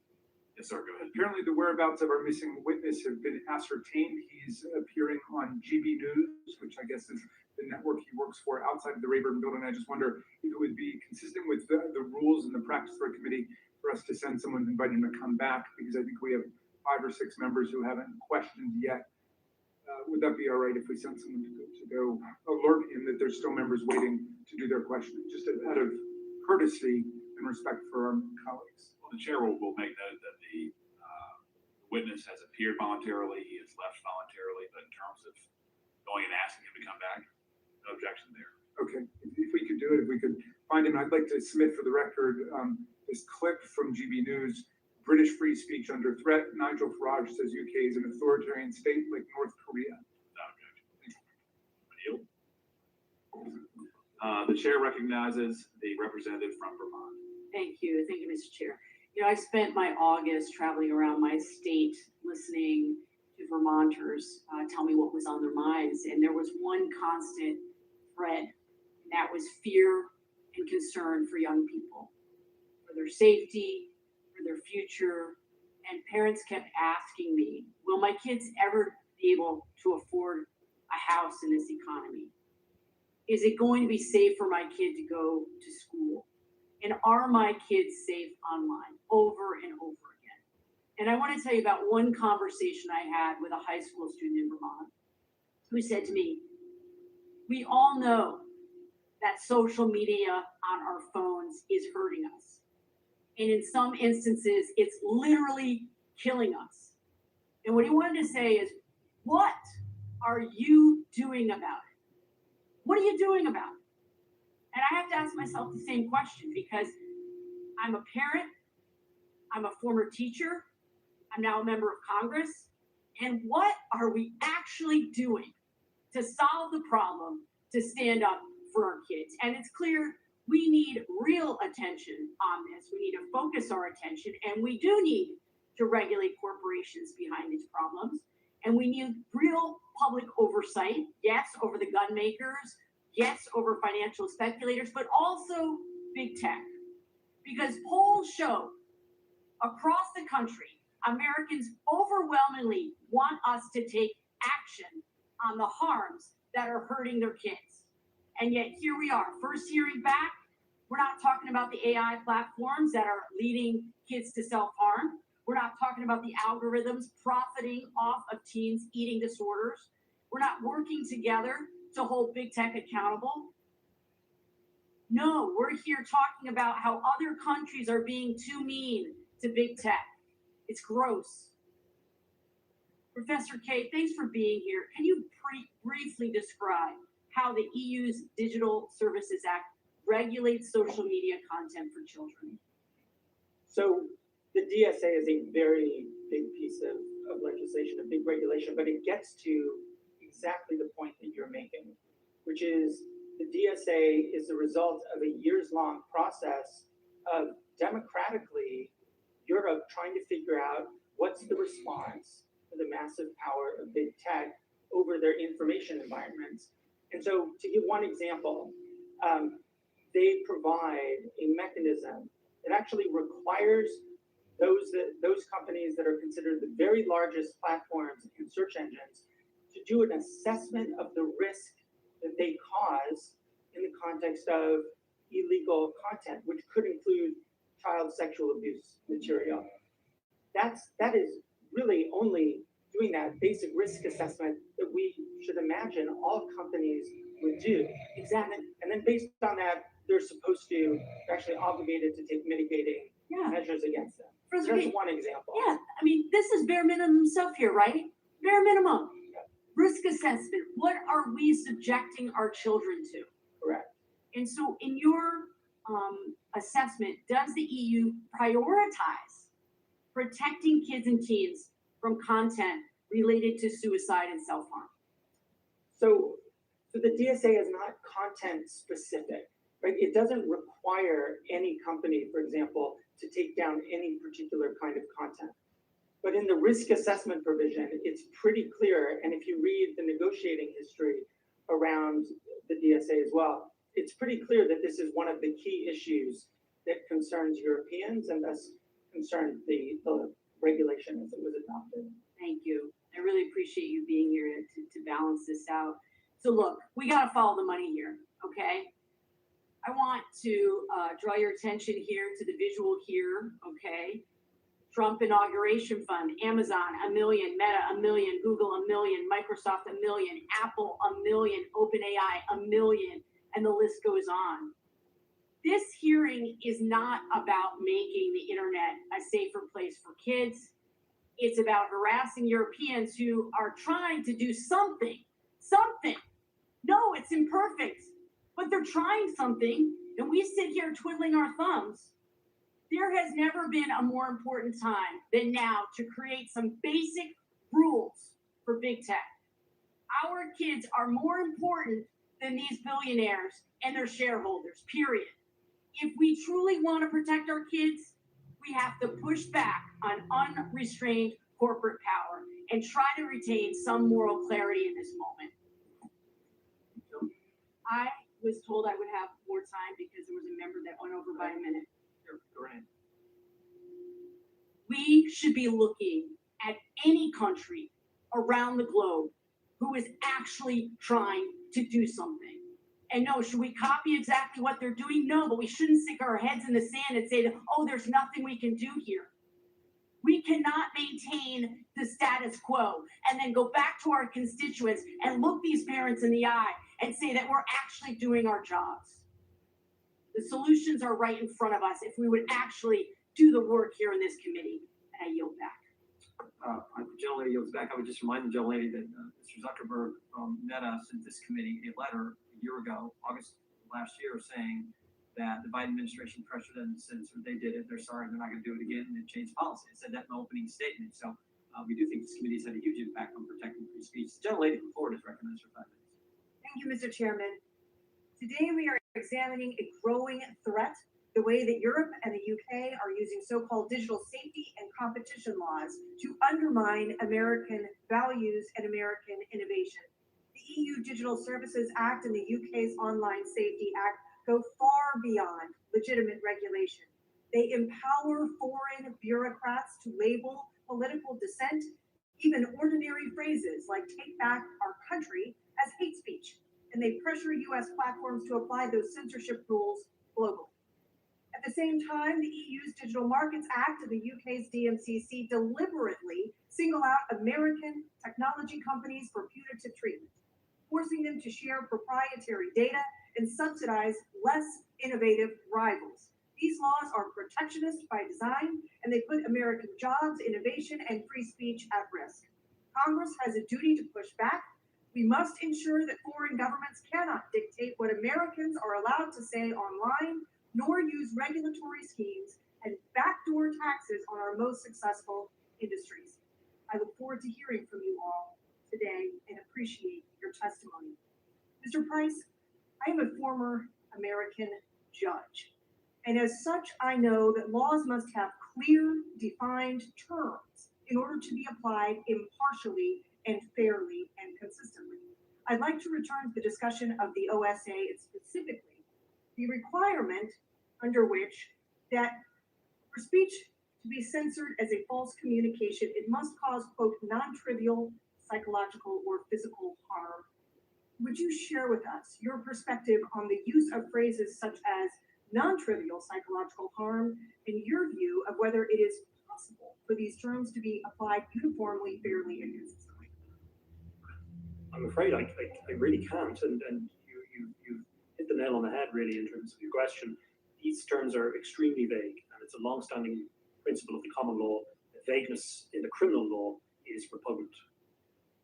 And so, sir, is it your view that this is actually an appropriate or even enforceable regulatory scheme? It's not appropriate, but they certainly intend to enforce it. Mr. Reed, I'd like to turn back to the DMA's application to our companies and the concept of gatekeepers, which we touched on earlier today. Would you please describe how that operates and how these regulations are creating an unfair competitive advantage for European and Chinese firms at the expense of American companies? Well, I think the primary problem with the way that the EU has set up the gatekeeper requirements is it's driving the largest companies to essentially pull back on the tools they build for my members from the frameworks they build for the small businesses. Ironically, oftentimes these small guys are the ones who are going to compete with them because it allows them to say, well, in order to comply with the DMA, we need to remove various functions. And this isn't a hypothetical. What we've seen so far in our discussions is they want to remove link-throughs. They want to remove other elements that they see as essentially keeping power in a few of the big companies. The irony is, of course, the small guy, not the medium-sized guy, not the billionaire, but the truly small guys actually need that foothold to step up. And so what it creates is an environment where, sure, there'll be some billionaire companies that will do well out of the DMA, but the thousandaires, those of us who are trying to get to that next level, are the ones who get crushed between the two giants. Thank you. I yield the balance of my time to the chairman. I thank you. Mr. Price, I just want to make sure I understand exactly what's happening. Pastor gets arrested for what he said, but the guys who attacked him don't. Lucy Conley said things that shouldn't have probably, not probably, definitely. What would Mr. Farage say in temperate, statements, but just took him down. She got more prison time than young violent offenders got. And Miss Rose Doherty, I believe, was praying silently outside, and she got charged. Is that all accurate? The only point I would add is Rose Doherty, 74-year-old grandmother, was arrested for holding a sign that said, "Here to talk only if you want." So she's praying silent. Not saying it, just a sign, right? Just a sign. Oh, wow. And if an American comments on this in a way that the DSA defines as disinformation, misinformation, hate speech, they can have their speech taken down as well. Is that accurate? That is entirely accurate within the terms of the views. That's the state of play. Mr. Reed, I would just point out when Ms. Verkunen, the lady who took Mr. Breton's place, when she was here talking about how the Digital Markets Act could impact companies, she said, we don't have anyone in Europe complaining about the law. And my response was, that's because you don't have any companies. The way you defined it, according to Mr. Price, and you understand, it only includes American companies and one Chinese company. Is that right? Well, the irony is there are a lot of smaller European companies that are complaining about the DMA. Not the idea that they need a competitive landscape, it's that it focuses on entirely the wrong thing. You hit it on the head. A lot of our members come here to get money to go back there to build products. I'm sorry, we called both. I do want to move quickly. Mr. Garcia is recognized. Thank you, Mr. Chairman. We're here today for two reasons. One, because Republicans are in the pocket of big tech. And two, they want to distract us on the war on free speech and expression in the U.S. We all remember Trump's inauguration. Tech oligarchs were all there. Musk, Zuckerberg, Bezos, Cook, Pichet, and they looked like they won the presidency because they did. And they got what they paid for. Since taking office, Trump put out an AI action plan that could have been written by big tech, dropped enforcement provisions against tech companies, and tried to unlawfully fire 2 FTC commissioners who fought to hold these companies accountable. By the way, one successfully got back to work today, first day back. That's Rebecca Slaughter. Trump and his loyalists in Congress are also serving their corporate overlords by attacking the countries that actually try to rein in big tech. That's not innovation, that's corruption and oligarchy. The American people they want leaders who have the backbone to stand up to big tech, to stop massive surveillance and protect data privacy and uphold freedom of speech. But the people least qualified to talk about freedom of expression are the ones that currently are cracking down on the First Amendment. As my colleagues have described, Trump and his fellow Republicans have banned words that the federal government can use. They've extorted media companies to punish news coverage they don't like, and they've weaponized the immigration system against people who have other views. They've suppressed economic data and other information that contradicts the propaganda machine and targeted medical research even and museum exhibits, all because they're afraid of words, history, and the truth. At the same time, Republicans are leading a historic crackdown on expression, and they're holding propaganda hearings like this and telling us to reject the evidence of our eyes and ears. Mr. K, thank you for being here today. As I mentioned, this administration is using the immigration system to suppress speech, as we've seen Mahmoud Khalil, Mohsen Mahdawi, Mario Guevara, and many others being targeted and detained because of their speech. And in Guevara's case, his reporting. Would you please comment on the ongoing weaponization of immigration to trample freedom of expression? Yes, each of those examples are accurate. And I think that as we've heard so many different examples of crackdowns or alleged crackdowns on different kinds of speech in the UK or in Europe or in the United States, we just have to be honest that there are crackdowns happening in the United States. It's not it's entirely accurate to say these kinds of content-based restrictions and punishments in the US are very serious interferences with freedom of expression. And it would just be important to acknowledge that as we're talking about other kinds of restrictions as well.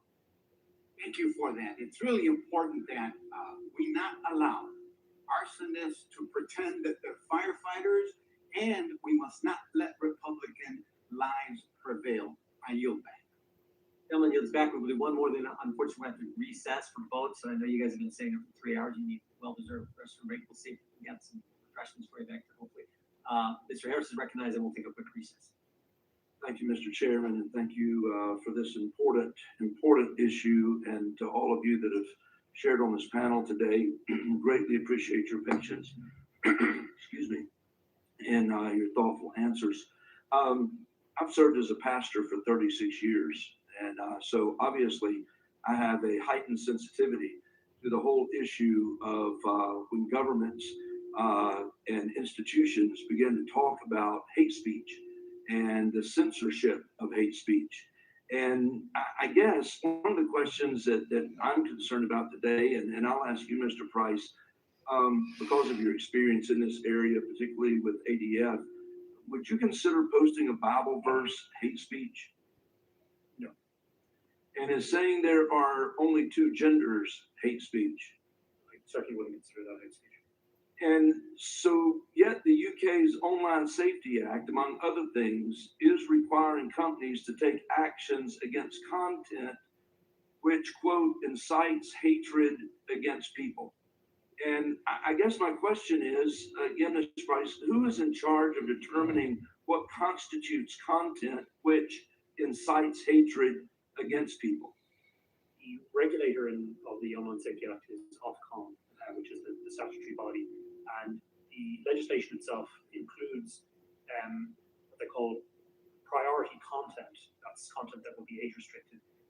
Encompasses things that are illegal outside, or in real life, not online. The problem with that is that our pastor Diamudi that I mentioned earlier, he was threatened. He was arrested under the Public Order Act, which talks about stirring up religious hatred for comparing Islam and Christianity.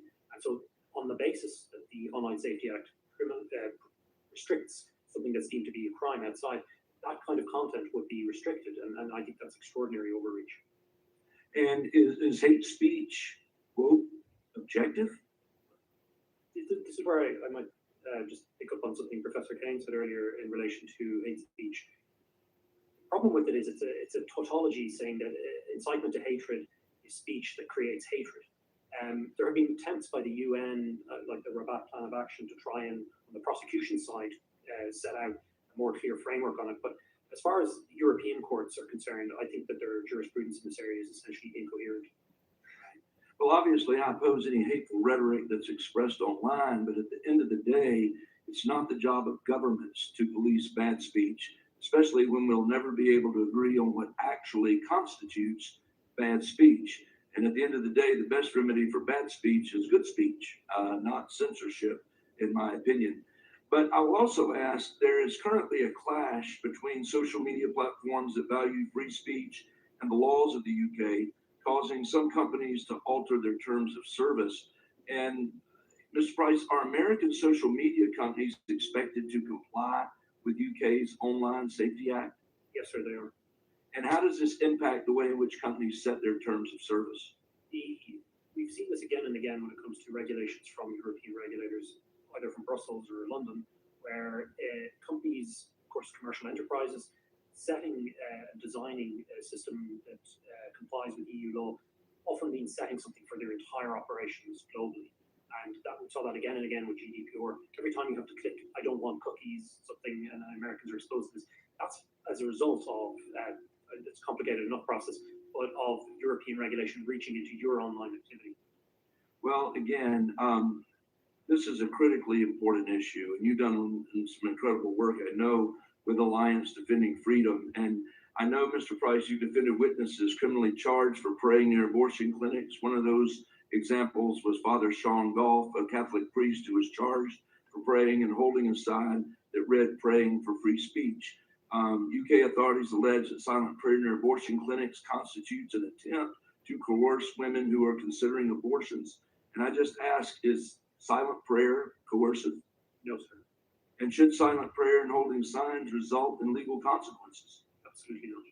So when pro-life activists are prosecuted for engaging in peaceful prayer and protest, what kind of message does that send to other pro-life activists in the UK? I think it shows an extreme degree of intolerance. It shows police overreach, and ultimately, we have to go back systemically. The problem is these laws that are being created. They're incredibly vague, overbroad, whether it's by European regulators or UK regulators. They're having a real impact on people's lives and their human right to free speech.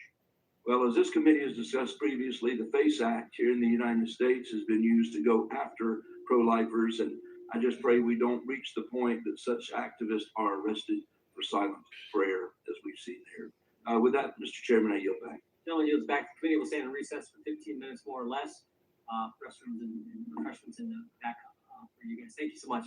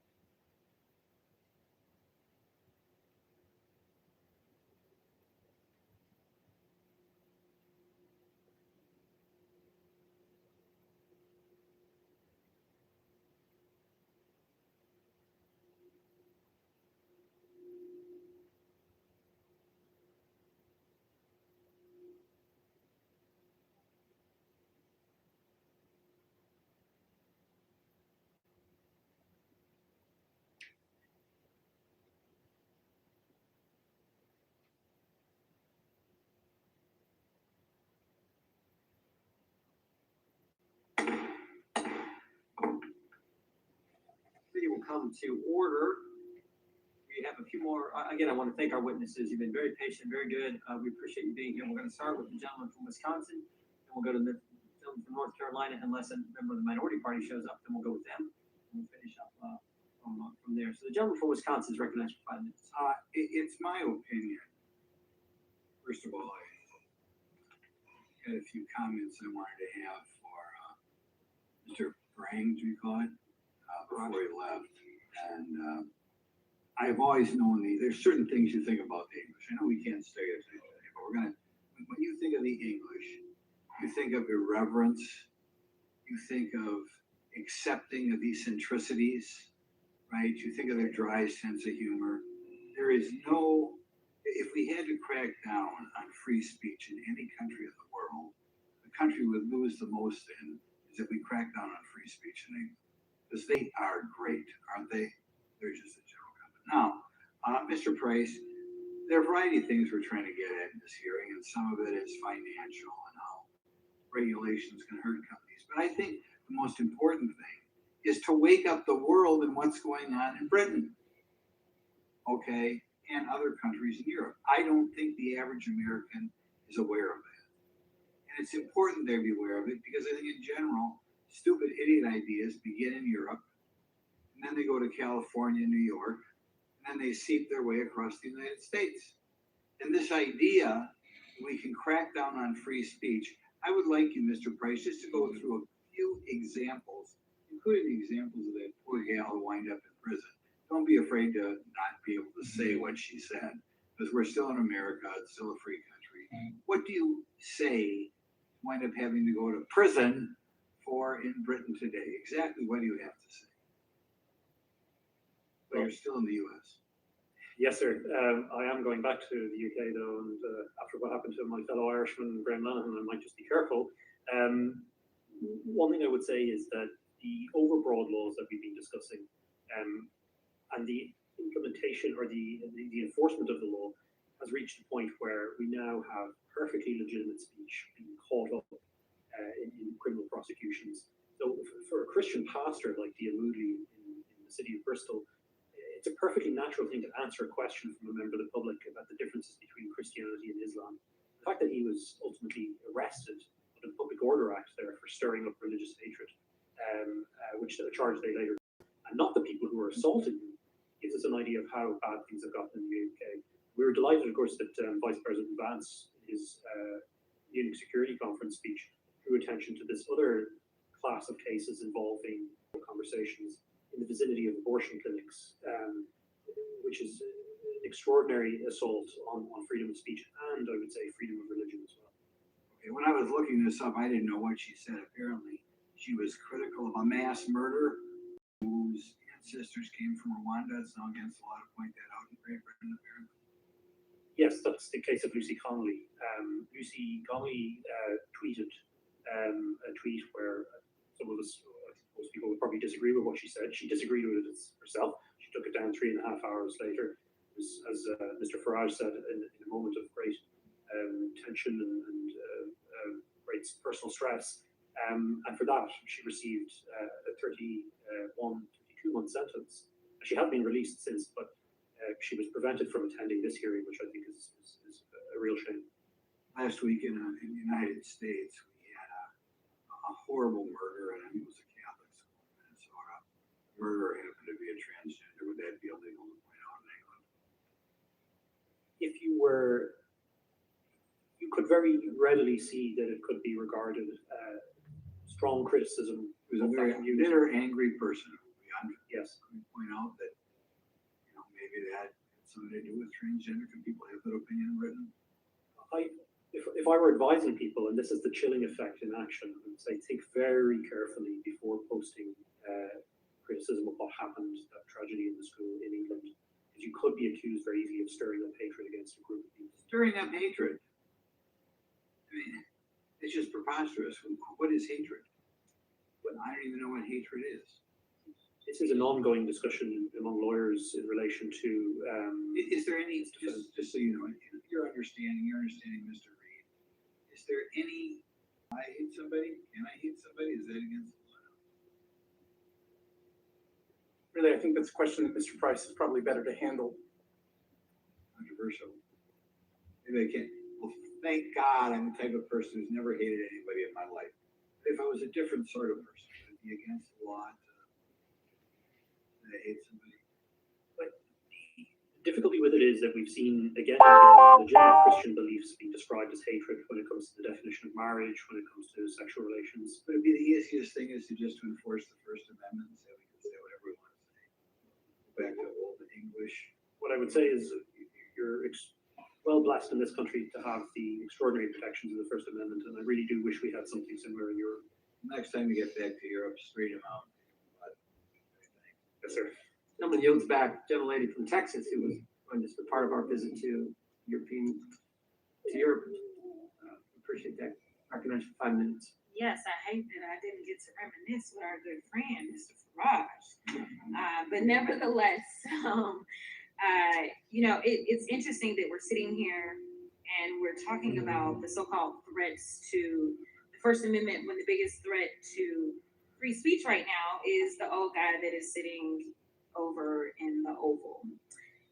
Now, Mr. Farage and I met over a month ago, and he has made it a brand of being this free speech warrior. And one of the things that I wanted to recap was the fact that he literally tried to shut down my ranking member as he was engaging in his own free speech. It seems like it's more so free speech for me, but not for thee, a lot of times with certain people. And it's sad that he had to run and have lunch with Trump or to go raise some money for his 4-member party. So, Mr. Price, you get to be the lucky one to help me figure out what exactly free speech advocates believe. It's good to see you again. You tell me whether these government actions support free speech or suppress it. Let's call it free speech or federal suppression. Fining or defending or defunding news outlets or companies because they don't share a particular political message.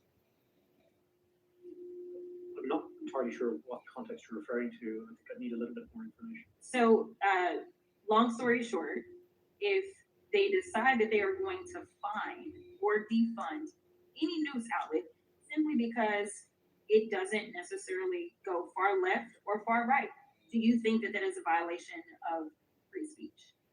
Well, I'm not entirely sure how it would connect with, let's say, the area of expertise that I have. I think you may be referring to the PBS controversy. It's probably not something that I would be able to really... Not necessarily, but let me go to Professor K. Professor K, did you understand my question? Fining or defunding news outlets or companies because they don't share a particular political message? Yeah, thank you for the question.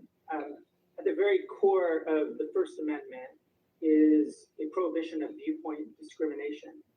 And what you described sounds like viewpoint discrimination. So it definitely sounds like federal suppression. If you require news outlets and companies to have content moderators to ensure their coverage promotes a political ideology or leaning, would that be federal suppression? Well, that does sound like an interference with the company's content moderation decision. Banning materials because of their content. Materials. Yes, so like books. Oh, of course. Well, and we've seen this in the range of book bans at libraries across the country. Absolutely. What about threatening private companies with lawsuits or fines unless they do the government's bidding? Sounds like pressure would be undue, yes. Okay, so I agree with you. All of these actions are exactly what Trump has done since he's taken office. Make no mistake, Trump is weaponizing his idea of free speech to force folks and companies to become his political puppets to promote his propaganda. Trump and Republicans defunded NPR because they argued it was biased. Trump has removed books discussing racial discrimination at U.S. military academies, including the amazing Maya Angelou's autobiography, I Know Why the Caged Bird Sings. He's tried to strip funding to schools across the country if they don't remove materials that include discussions of racial discrimination or that promote diversity. And in order for the merger between Paramount and Skydance to happen, the FCC chairman and Republican appointed commissioners required Skydance to establish a bias monitor. And in its FCC order noted reports, quote, concerning negative media coverage of the Trump administration. This is to say nothing of Trump pushing television networks to get rid of comedians and talk show hosts who criticize his administration, say like Mr. Colbert. Let's call this what it is. It's Trump weaponizing the idea of free speech to force people, institutions, and companies to be his mouthpieces. This ain't free speech, it's propaganda. Meanwhile, my Republican colleagues are out here having a meltdown over the European bill, one that, by the way, includes provisions to fight child trafficking. You know, it's frustrating because we talk about being fiscally responsible and we talk about free speech. And right now, as we're having these discussions, you know who's trying to shut down members from voting in the way that they want to vote? It's the president, who literally said he would look at anyone who decided that they were going to vote to release the Epstein files as hostile. That sounds like a threat as it relates to all First Amendment protections, in addition to the fact that it's literally contravening our constitutional duty that we swore an oath to, because we don't swear to an orange king. Instead, we have sworn an oath to the Constitution, and we were elected to represent the people that elected us. Thank you so much, and I'll yield. The lady yields. Gentleman from North Carolina. Thank you, Mr. Chairman. To the witnesses, thank you all for being here. This is a very important topic. When we look at what's going on in Europe, and because of what's going on in Europe, what's happening by extension around the world. When we look at the encroachments on freedom of expression, freedom of speech, it is chilling. And it's remarkable that the countries that gave birth to the Western civilization that we all enjoy are really becoming totalitarian.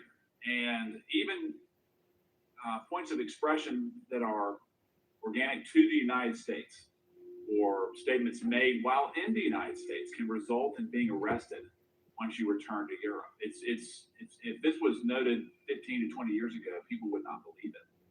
And listening to the witnesses here who are on the ground, who are dealing with these totalitarian measures in Europe, it's worth noting to anyone who listens that they are thanking the President of the United States. They are begging the President, they're begging the Vice President and the Secretary of State to continue doing what they're doing, fighting this testimony that economic liberty is diminishing, freedom of opinion is diminishing, freedom of expression is gone, increased scrutiny of online comments, Twitter, Facebook, or X, is gone.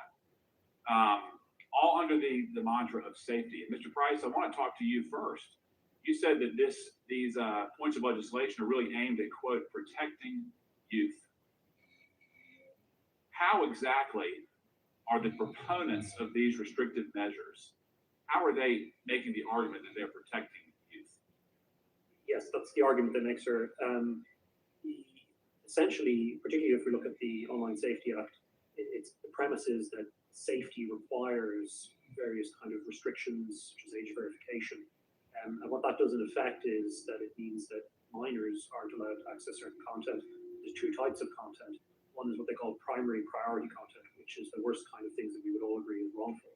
Then there's also priority or primary content, which would include things that I think are otherwise lawful that people should be allowed to access, particularly in the United Kingdom, where the proposal now is to give, I think it's passed, or it's in the process, 16-year-olds to vote would then be prevented from seeing certain content under the Online Safety Act. In terms of some of the examples you've mentioned that give me concern, it doesn't seem as though there's too much restriction for modern gender theory, transgenderism, aimed at children, or graphic or explicit material aimed at children. But there are restrictions on pointing out verses of scripture or biblical truths that people adhere to. You can't discuss that online. How does that factor into the protection of the child? I think your point is well made. It's worth noting, and it often strikes me that smartphones with internet access have been available. Really, the iPhone was launched in 2008, and there were no immediate actions by governments or regulators to try and protect children from content. It's a level to crack down on content in the name of safety, but I suspect, as I say, that there's an underlying political justification. So what's the goal? I mean, we've talked about the diminishing prosperity, the freedom is gone. There's diminished enjoyment of life. There's diminished humor. There's zero free-flowing information. What's the goal besides complete political power? Certainly think the goal, as you allude to, is narrative control. Information is the first and most important, as it were, quantity in a democracy. That's how we make our decisions based on what we hear. If you can restrict the amount of information that people hear, or you can channel it in one direction, then you influence democracy. And as I say, there's increasing discontent in Europe about the direction of travel in so many areas. And I do believe the DSA, like the German Network Enforcement Act and other related legislation, is part of a serious effort to control the narrative. And it's basically a tool of quote unquote progressivism to silence dissent and to move the agenda forward. Is that correct? That's what I'm gleaning from the conversation today. Certainly in a lot of our work, it has gone that way. It seems that Christians are disproportionately targeted. There was a dissenting opinion by the Polish judge in a case called Dr. Rasabaka before the European Court of Human Rights in 2022, where he made the observation that when it comes to speech, those who are critics of Islam seem to be prosecuted and do not have the protections of the right to freedom of expression, whereas Christians, people who are critical of Christianity, are prosecuted and they suddenly are entitled to free speech in that context. So in the UK, we often call this two-tier policing, and I think there's a two-tier approach to human rights. Certainly the Polish judge did, and I agree with him. Interesting. Mr. Kay, just briefly, in regards to the points that you've made, I appreciate what you said. I appreciate your perspectives. Would you admit at this point that the Biden administration was involved in suppressing information as it related to various components of the COVID response, the COVID treatment plans, the vaccines, efficacy, and so forth? No, that is just not something I know. You wouldn't stipulate to that? Even in, and I know you criticize Mr. Zuckerberg for saying that the government leaned heavily on social media companies to remove content as it related to COVID. So you do not think that the government was engaged in suppressing information in any way? Well, we know there was, because there's Supreme Court cases around this, where the allegation was that officials in both administrations, the Trump and Biden administrations, did put some pressure on the companies in terms of public health messaging. There's no question about that. I think the court found that that didn't constitute unlawful pressure or coercion, but clearly those kinds of messages were part of the period of 2020, 2021. Do you affirm that action by regulating content or no? Do you affirm the motivations or the actions of the Biden administration to suppress the COVID discussions? No, I think there needs to be clear back and forth and information sharing between government and the largest platforms that shape the information environment. Of course, you don't want coercion, but I think you have to find the balance where that kind of back and forth can exist. I'm sure you're aware that they say they were coerced by the Biden administration. I think it appears to be a partisan interpretation when you say that it was reasonable what Biden did with Facebook and X. Well, I mean, we could go back and forth, but my view is that wasn't coercion, actually. If you could type on Facebook, these vaccines do not work, would that have been allowed? I think it would depend on when we're talking about. Under Biden, it would have been strict. I'm sorry, our time's up. Mr. Chairman, may I have just one very brief point? Of course. Yeah, thank you. I just want to make one point about hate speech, because there's been a lot of discussion about hate speech here. And I think it's valuable for us to at least understand the basis for where these hate speech laws come from. Most of the language from the international law on hate speech, particularly in Europe, was a result of the use of propaganda to target Jews and others during the Nazi Holocaust. So quite a bit of the hate speech is actually a response to that history. And I think at least acknowledging that that is a part of the cultural freedom of expression background in Europe is useful, so that it's not just a kind of bullying of Europeans, but also an understanding of where they come from. Yeah, but Mr. Price made the point, I think his last comments made the point about a two-tiered system, which they see versus how certain Christians get treated versus how people of a different faith get treated. And if you even use that term, two-tiered system, you can be criticized for using the term. There's been lots of comments there. I'll give the ranking member some time, and I got maybe one last question. One last point I would like to make. Well, thanks. This is just for a UC request, Mr. Chairman, because you had mentioned the outreach that you've gotten from Mark Zuckerberg, and this is an article about that Meta to pay $25 million to settle 2021 Trump lawsuit. The sentence that stuck out to me was the president signaled litigation had to be resolved before Zuckerberg could be, quote, brought into the tent. One of the people said so. Just point. Without objection. And one of the things is just the Supreme Court decision versus the Missouri disproving the government's censorship claims. Okay. I'll just make one maybe final point because it's been brought up several times, I believe. Well, I'll ask all of you. Is Mr. K, has President Trump? I don't know about him specifically, but I do know that, for example, President from defense libraries, books on Martin Luther King have actually been removed. President Trump ban any books?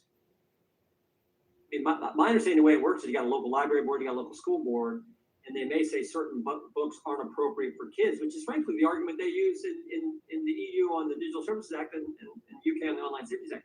No president's banning books. They're just saying, local library board is saying, second graders should maybe not see certain things that adults can see. Mr. Chairman, if I could follow up on that, schools called DODEA schools, Department of Defense schools, and there was an executive order applying to the Department of Defense, and they shut down the school libraries there. These are federal schools, not local schools, federal schools. And they stripped all kinds of books from there, and there have been protests throughout Europe by American families over there saying that they don't want 1984 and Handmaid's Tale to be stripped from the schools. I mentioned that actually in my opening statement. I want to thank each of our witnesses for being here today. Appreciate your patience and appreciate you being here for 5 hours. Thank you very much. And this concludes today's hearing. We thank our witnesses for appearing for the committee today without objection. All members will have 5 legislative days to submit additional written questions for the witnesses or additional materials for the record. Can I say one more thing, Mr. Chairman? In praise of you. I might have designed it differently, but I want to thank you for organizing a very interesting trip for us and this hearing as well. Without objection. Thank you. Without objection, the hearing is adjourned.